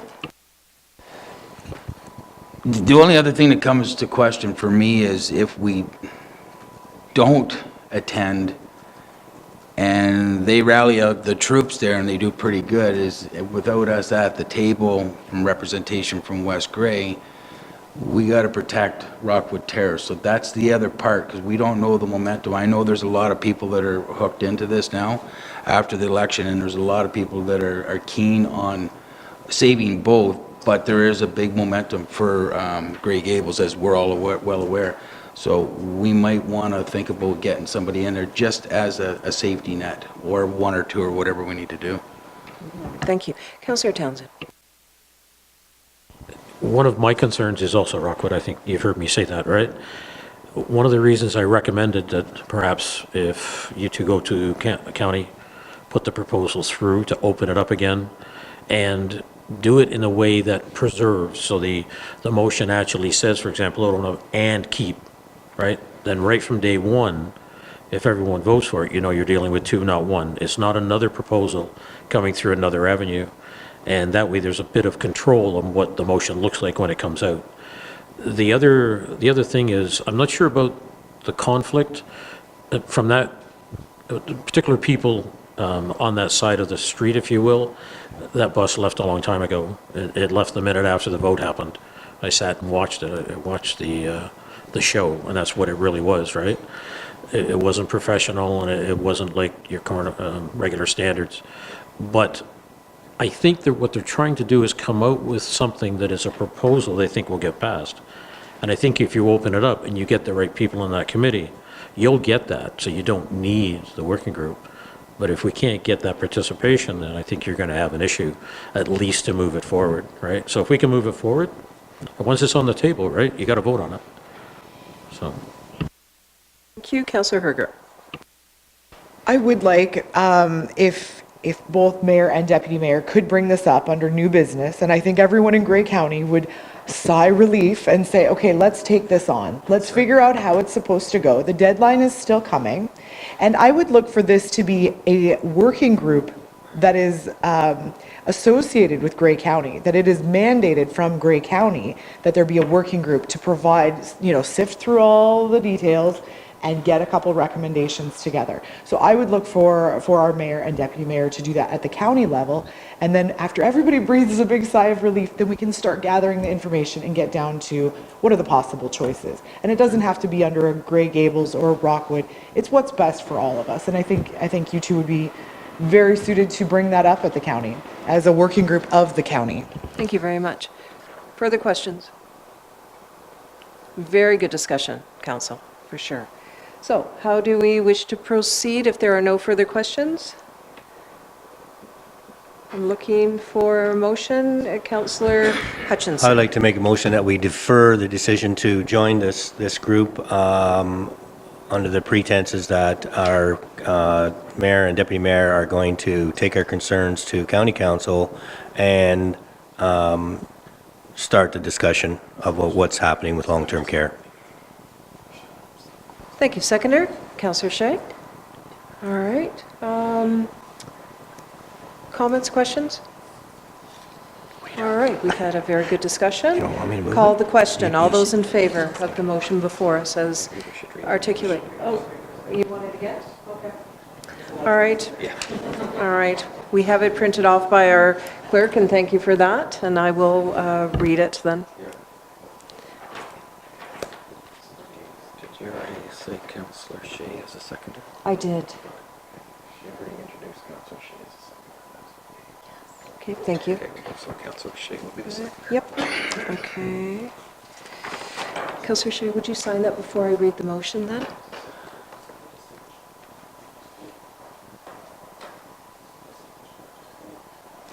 No, it was signature on it. Usually a signature. Yeah, but thank you for that.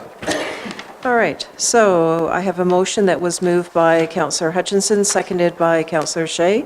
Be it resolved that the Council of the Municipality of West Grey hereby defers decision respecting the request from the Multi-Municipal Long-Term Care Working Group to appoint 2 council members to the working group.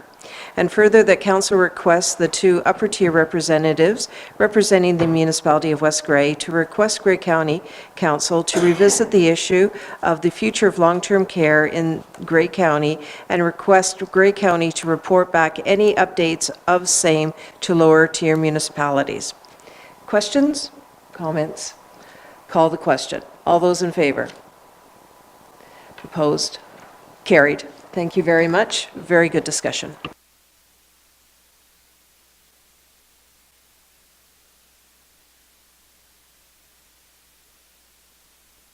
All right, so that completes the clerk's report. Thank you for that. We are now down to the bylaws for first, second, and third of the bylaws. The first one, proposed bylaw 129-2018. Council, you will recall that we have a recommendation from Committee of the Whole Planning from our December 10th meeting. Oh, all right, we'll just, we'll circulate the motions for the bylaws. Thank you.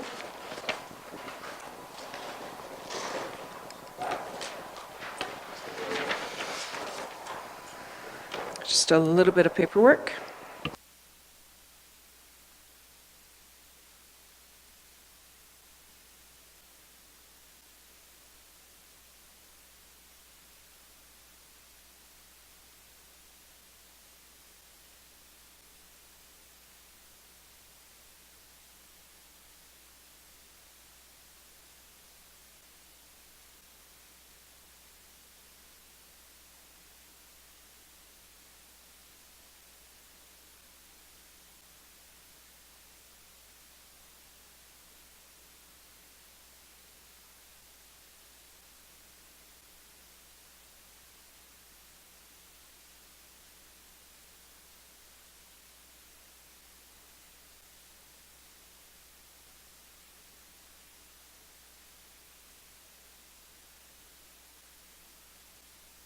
Okay, since we're nearing the paperwork portion, I will just call your attention then, dealing with proposed bylaw 129-2018.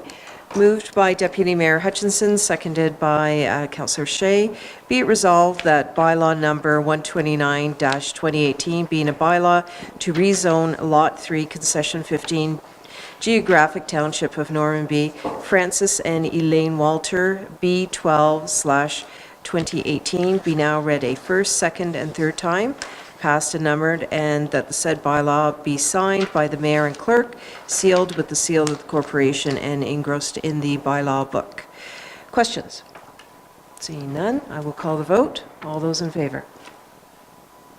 Okay, if there's no opposed, this motion carries. Thank you.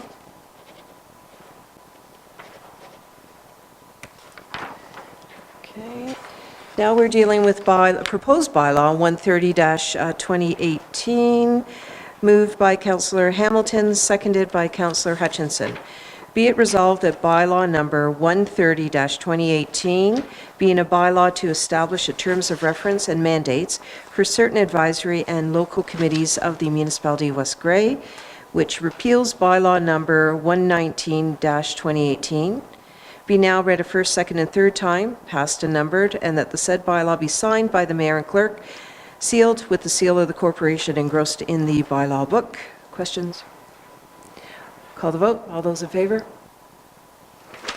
None opposed? It carries. Thank you. We're dealing with proposed bylaw 131-2018. Yes. Moved by Councillor Townsend, seconded by Councillor Hergert. Be it resolved that bylaw number 131-2018, being a bylaw to appoint officials to various committees of the Municipality of West Grey, which repeals bylaw numbers 36-2018, 55-2018, and 107-2018. Be now read a first, second, and third time, passed and numbered, and that the said bylaw be signed by the mayor and clerk, sealed with the seal of the corporation, and engrossed in the bylaw book. Questions? Call the vote. All those in favor? Oh, pardon me. Thank you. Councillor Hutchinson.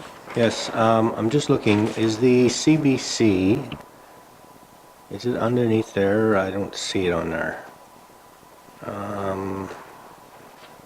The CBC committee, the Community Beautification Committee? CAO Johnson, please. Thank you, Mayor Robinson. Councillor Hutchinson, this is to appoint officials. Oh, sorry. The CBC doesn't require elected officials. Okay, sorry. Right, okay. My question may come up later then. Okay. Sorry. Okay, good clarification. Any further questions? All right. I will now call the vote. All those in favor? Those opposed? Carried.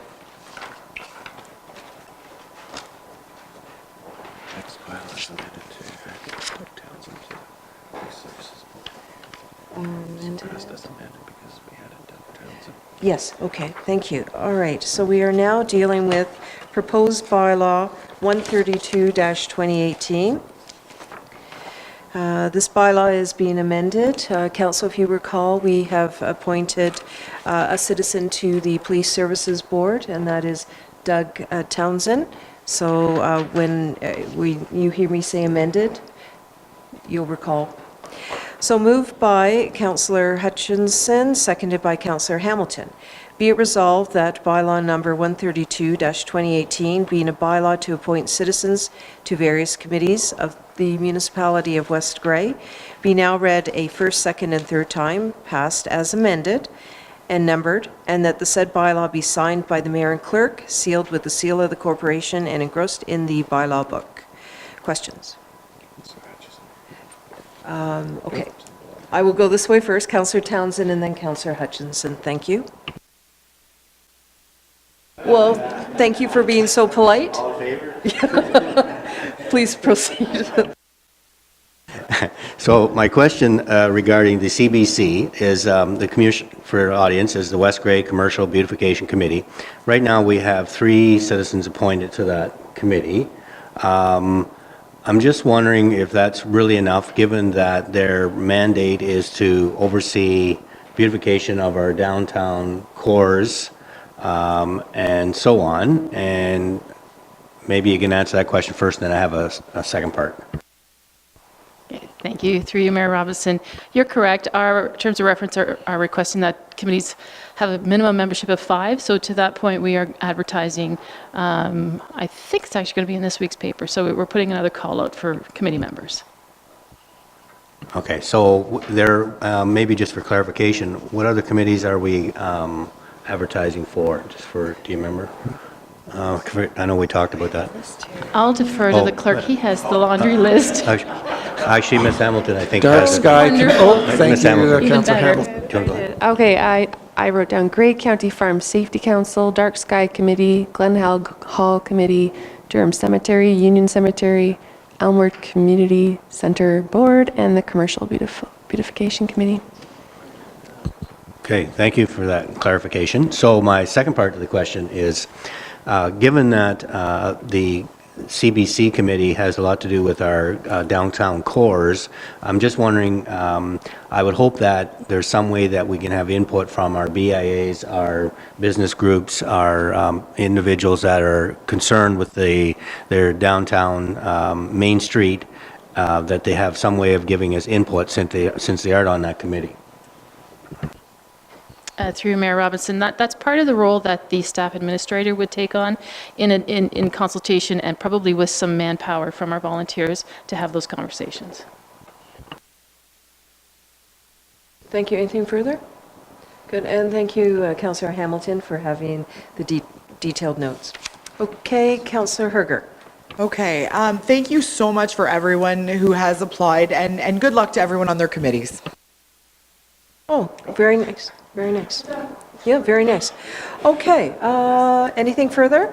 Then, if nothing further, I will call the vote. All those in favor? Okay, opposed, if any? Carried, thank you. Thank you. Okay, this is dealing with a, proposed bylaw 133-2018, moved by Councillor Hergert, seconded by Councillor Townsend.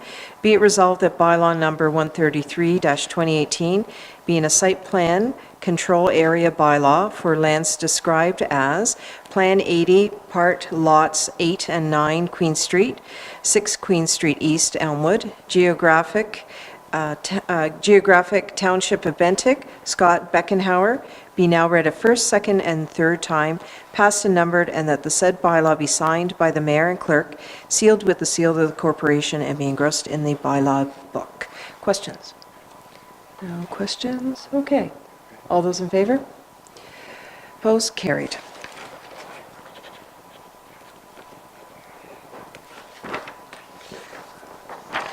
We are now dealing with proposed bylaw 134-2018, moved by Councillor Hamilton, seconded by Councillor Hutchinson.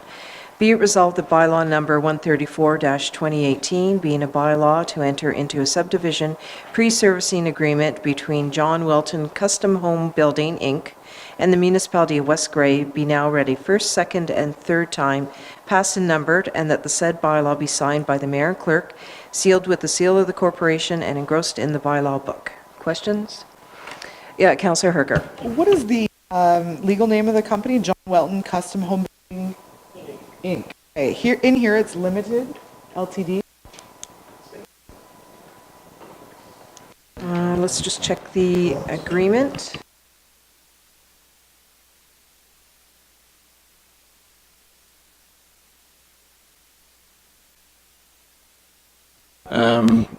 Yeah, the subdivision pre-servicing agreement that was obtained from the developer does say limited, so it should be limited, sorry, so that should change. Okay. So, that's all right. Thank you for that fine tuning, I appreciate that. Does council need the motion read again with that amendment? Okay. Councillor Hutchison, do I indicate you have a question? Please go ahead.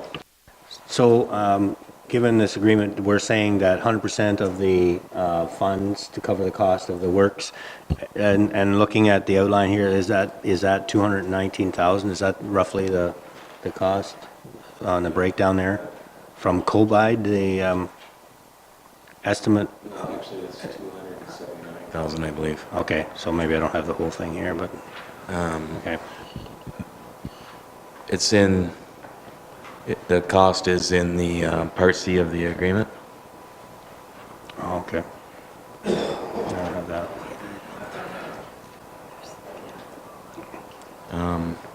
Oh, maybe the top part's not added in? Okay, that's fine. I just wanted to know ballpark, so that's fine. Yeah. 279, 255, I believe. Yeah, maybe if they're all added up. Okay. Okay, that's fine. Okay, we're clear with that? I just want to make sure that Councillor Hutchinson has had his answer. Councillor Herger. To Councillor Hutchison's point, I don't see 279,000 on here at all. So can you show me how we arrived at that number? The total preliminary cost I have is 247,000, 226. And then at the very bottom, the total of section 2.0. So if I took section 1 and section 2, I still don't get 279,000. Just trying to understand it a little better. I haven't got the agreement before me, I'm sorry. It was in your package, but isn't in mine. Right.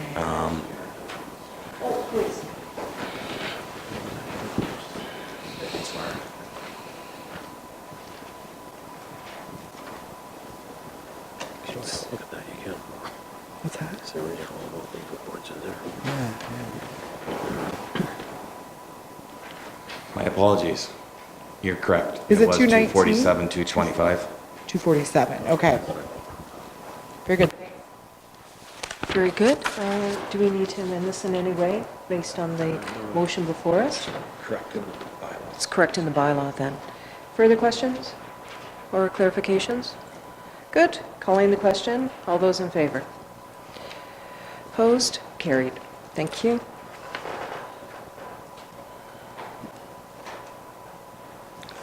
Thank you. All right, we're now dealing with proposed bylaw number 135-2018, moved by Councillor Hergert, seconded by Councillor Townsend. Be it resolved that bylaw number 135-2018, being a bylaw into a financial agreement between the Elmwood Community Centre Board, Municipality of Brockton, and the Municipality of West Grey, be now read a first, second, and third time, passed and numbered, and that the said bylaw be signed by the mayor and clerk, sealed with the seal of the corporation, and engrossed in the bylaw book. Questions? Nothing? Call the question. All those in favor? Opposed? Carried. Thank you.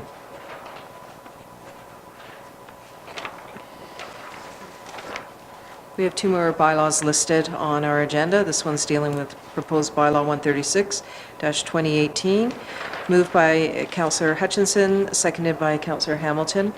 Be it resolved that bylaw number 136-2018, being a bylaw that be it resolved. Okay. Sorry.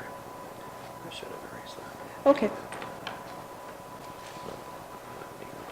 Thank you. All right, I'm just going to start again.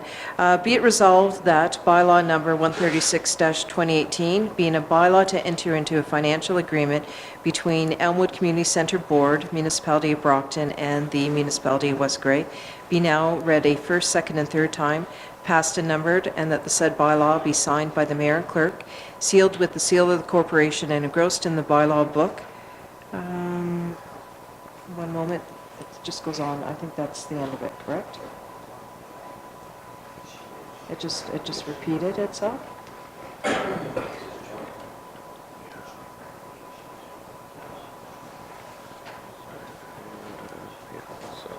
Sorry, I got some duplication.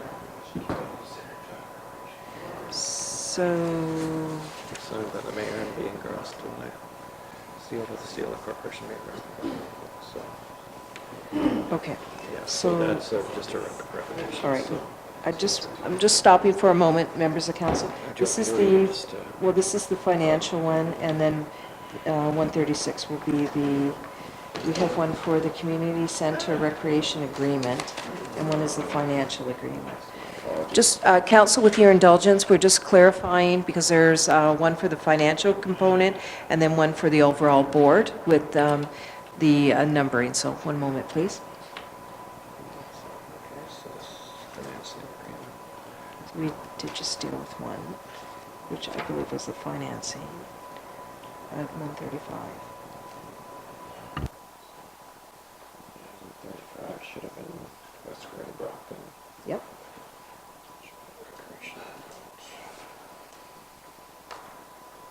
Maybe just change it, just, if you can bear with me, I'll change the...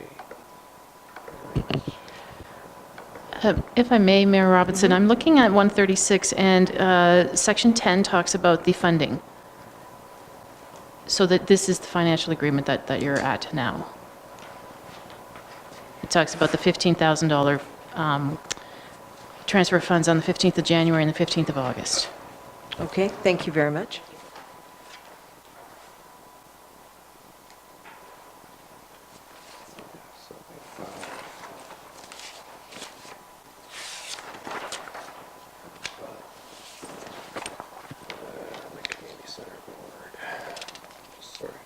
Yep, that's fine, Mark. Clerk Turner. Just thank you for your indulgence. We're just, again, just coming to the fine tuning and sorting it out. But Councillor Townsend. Yeah, I think the financial one had to do with the project and the fundraising, and the recreation agreement is for the fact that we both share and both pay 50% of the costs of that recreation center, so, right? Very good.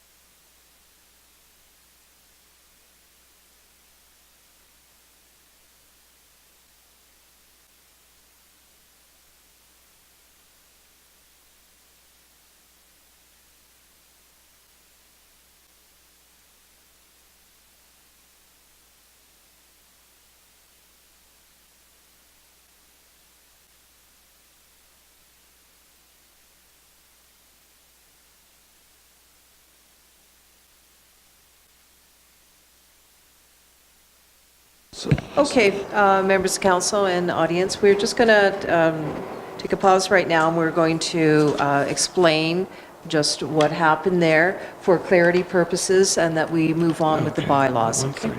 Clerk Turner? Okay, so this one is fine then. This 135 is okay. Okay, so it's 136, so... Just maybe mention 135.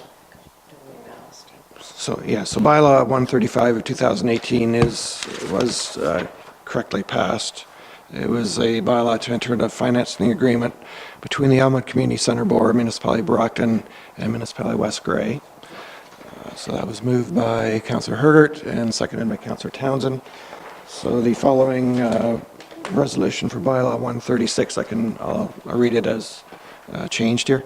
Be it resolved that bylaw number 136 of 2018, being a bylaw to enter into an Elmwood Community Center joint recreation agreement between the Elmwood Community Center Board, Municipality Brockton, and Municipality West Grey, be now read a first, second, and third time, passed and numbered, and that the said bylaw be signed by the mayor and clerk, sealed with the seal of the corporation, and be engrossed in the bylaw book. Thank you for that clarification, very much appreciated. So we're looking for a mover and a seconder of this proposed bylaw in motion. Councillor Hergert and Councillor Townsend, thank you. Any questions? I will call the vote. All those in favor? Opposed, if any? Motion carries. Thank you very much. We're just moving down for the signatures on those bylaws. Members of Council, we're dealing with the final bylaw of the evening, and that is the confirming bylaw, moved by Councillor Shea, seconded by Deputy Mayor Hutchinson. Be it resolved that bylaw number 137, 2018, being a bylaw to confirm the proceedings of the December 5th and the December 17th, 2018 council meetings be now read a first, second, and third time, passed and numbered, and that the said bylaw be signed by the mayor and clerk, sealed with the seal of the corporation, and engrossed in the bylaw book. Any questions? Call the question. All those in favor? Opposed? Carried. Thank you. Oh, yes. Okay. Thank you very much. That completes the bylaw portion of our agenda this evening. And we are now on item 14, which is new business.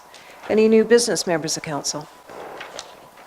All right, if I might, I would very much, on behalf of council, be interested at some point an asset management discussion on our infrastructure. I'm certainly thinking that will tie into budget, but if we could have just an overall state of the West Grey in terms of our infrastructure, I think council would be interested in that. Not putting a council meeting date on it. I certainly want to give enough time for that report to be prepared. How does council feel? Good? Okay. Any other new business? Councillor Townsend. Yeah, I've been having more discussions with people on sidewalks and clearing and et cetera, and one of the concerns has come up as kids are walking, they're not being bused, and they can't walk on the road because the roads are slippery because they're not well maintained, not my comments, but they're slippery, and so now they're being asked to walk on sidewalks that aren't cleared. So I wouldn't mind seeing a proposal as to what it would cost to do all sidewalks and any other options you have. And I don't mean in capital cost, I mean over a winter or a season. And I realize you've probably gone through this before with previous council, but I think it was a very hot topic as well during our visitation to Doors. And I really would like to see that come back and have this council have a look at it as well. Good, thank you. Further? Oh, yes, please. Sorry, Dr. just for Glazier. clarification, Councillor Townsend, are you speaking of the community of Ayton? Okay. When you said school, I'm assuming. Yeah, okay.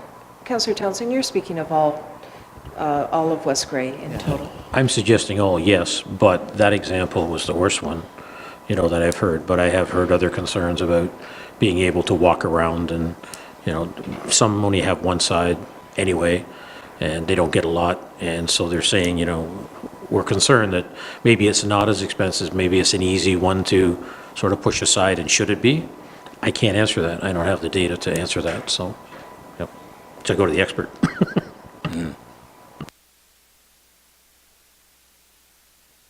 Good, thank you. Further? All right. Item 15, addendum. I don't see anything on that. Item 16, notice of motion, direct motion. I'm not aware of anything, so we will put a check mark on that item. And item 17, closed session, incomplete items. Indication from the clerk there was nothing further on that. Matters arising from closed session, only incomplete items, which we did not have any. Item 19, question period. Are there any members of the public that have questions germane to the agenda? And I see Callie Greenshields walking up to the podium. Please proceed. Would you be able to turn the mic on? Thank you. There we go. Good evening, Council. Just three things. For the proposal for the public housing, he only mentioned that there would be one handicap parking. I think they need to consider having more, because not everybody is in a wheelchair. Some people have mobility issues, so having more than one handicap parking for this proposal is something that I recommend council consider. On the cannabis issue, you mentioned having an information meeting here during one of the council meetings during the day. That doesn't account for the people that have to work during the day, and I know, as you said, it is a very hot topic, so maybe an evening information night could be offered as well. And then on bylaw 134, with the proposed development going here in Durham, as you're aware, at the Durham All Candidates meeting, the issues of private wells came up, and I'm just bringing it forward again. What is being done to protect the private wells of people that are living around that proposed development? And if it was in the proposal, I didn't see it, so maybe if it is there, you could point it out to me. Thank you. Okay, thank you for your comments. I think for the first part of it, I'm just going to defer to the clerk, and then I can answer that. Would that be okay just on that? Sure. It can certainly be verified, but in the zoning bylaw does stipulate what the requirements are for parking spaces as well as handicap parking spaces. So if the developer meets those requirements, there is no avenue for the municipality to demand additional parking spaces or handicap parking spaces. It could be certainly suggested, and it may impact perhaps council's decision whether to waive or reduce the development charge, I suppose. So that's something to, if that's something you have a concern with, that could be certainly communicated. Sorry. In terms of Just on that, if you have 3 people in that building that have handicap stickers and only one parking, those 3 people are going to be fighting over that parking spot. And so one day the person in the wheelchair may not get. Yes, so for council, I certainly understand that concern. However, again, if it does meet the requirement of the zoning bylaw, and if there's no other mechanism, which I don't believe, there's no other zoning or planning application required for this development to proceed, then you can really only suggest the additional parking spaces.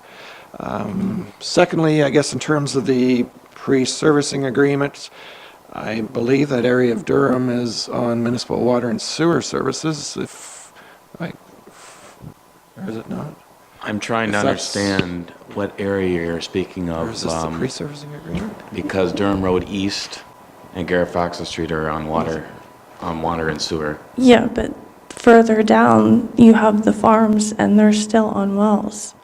But the impact of the subdivision is not going to be into the water table.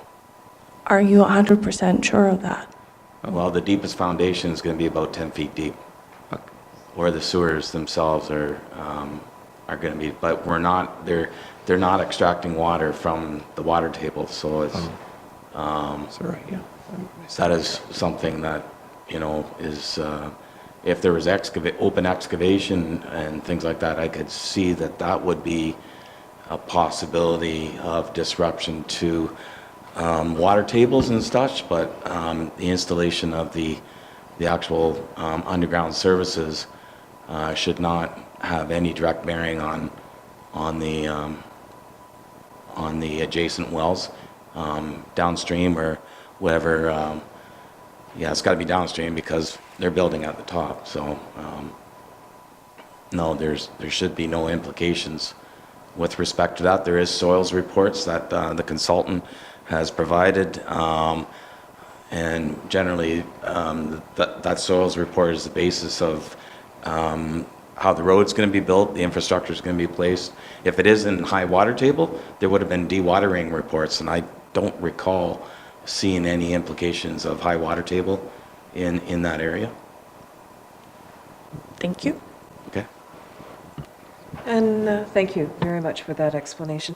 And I think your other comment, Ms. Greenshield, was dealing with the public meeting for the retail stores for cannabis. What we've done is we've tried to put in as much public input and engagement as we possibly could in a very short time frame to achieve the communication to the province on the deadline of the 22nd. So factoring in like a 24-hour survey, holding a public meeting within a council meeting, and it just does not preclude anybody from also providing comment any other way through email or dropping off a letter here, so that it would be an ongoing input. We'd certainly be advertising as much as possible to notify our citizens of this. So we're again just trying to do as much as possible, because again the cornerstone for communicating and making decisions is engaging our public. So I appreciate the comment, so thank you. And I think that satisfies all of your questions at this time. Thanks. Anything for, yes, Mr. Tremble.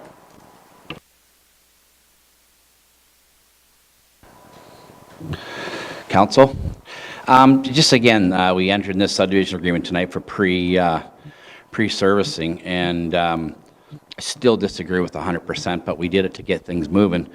In the news in the last week or 2 weeks, we heard the word recession coming.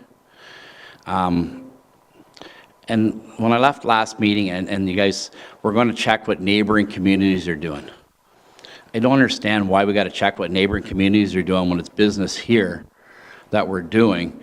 And as far as I said about the risk, I partner up with somebody, we got a $6 million risk. And you want to do business here. I really want you to look at that pre-servicing, not only for me, but for the other guys coming. There's other developers coming. And what neighboring communities are doing, when I developed in Hanover, they didn't say, when I sat in front of the council, didn't say, let's find out what West Grey's doing or what Walkerton's doing or whatever else is doing. They put a deal together for us to make it work. And I lost a little bit of my flame here after leaving that last meeting on, like, do we really want development here? Do we really want business to come here? And it is a time thing. It's a huge time thing that this thing rolls quick, because we're still a year away from or whatever. So just a concern, and I appreciate what you are doing, but just a concern that things can move faster. And let's do what's best for West Grey, not what's best for Hanover or Malt Forest or Walkerton or what their policies are. Let's start our own policies. Thank you very much. Well, thank you, Mr. Trumbull, and certainly we're trying to gather as much information as possible, and I do appreciate that council has a flavor for gathering information. Appreciate your comments. Anything further from the audience? Yes, Ms. Gingrich. Yeah. Hello, Council. Councillor Townsend brought up about clearing the sidewalks in other municipalities. And I'm wondering whatever happened to shoveling your own sidewalks. I know I'm a person that walks a lot, and there's a lot of people out there who have their own snow plows and plow their own snow, but they fill the sidewalks again after the plows have been passed. But I'm also wondering why I understand there's lots of people in the community who cannot shovel their own sidewalks, their disabilities or their age. But I'm wondering why, if there's a way we can encourage people to clear their own sidewalks, instead of spending the extra money on doing that, when it can be spent better in other areas within our municipality. Good, thank you. And I mean, that's something we can factor into an upcoming report for discussion. So thank you for your comment. Councillor Herger. I was going to say, thanks so much for bringing that up. And as you've mentioned, Mayor, I think that would be something to factor into the cost, you know, if that could be an option if we had that in town. I know nobody comes to my rural address and clears my driveway except me. So thanks so much for bringing that up. And I would look forward to a recommendation, including a bylaw of such, if that would be appropriate. Good, okay. Any further questions? Yes. Mr. Miller.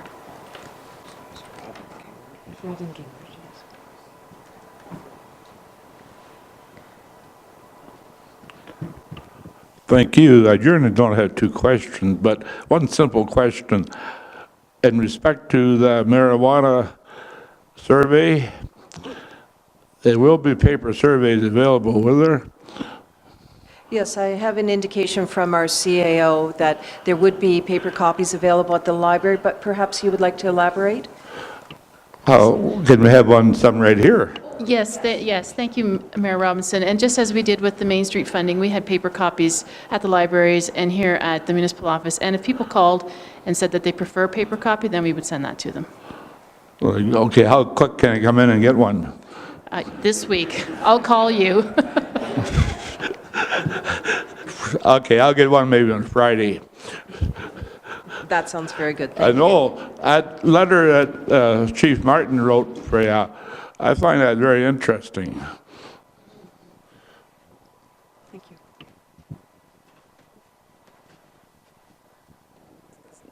Just on that issue too, Laura, I'm sure a lot of the businesses in West Grey would be happy to have the survey at their businesses for people to grab and fill out as well.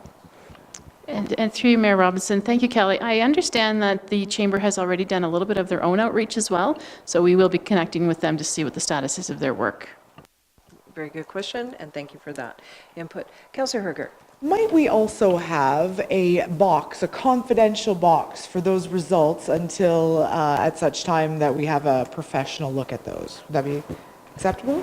And through you, Mayor Robinson, that's what we did with the Main Street. There was a Perfect. drop-in box, Yeah. and it was sealed until the close of the survey.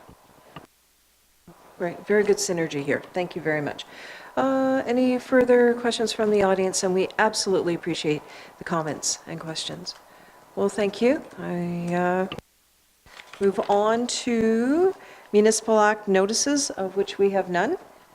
And now we've come to item 21, which is adjournment. Mover and seconder, Councillor Hutchinson, Councillor Hamilton. All those in favor? Okay, opposed, carried, thank you. And we are adjourned. Thank you very much for all the discussion.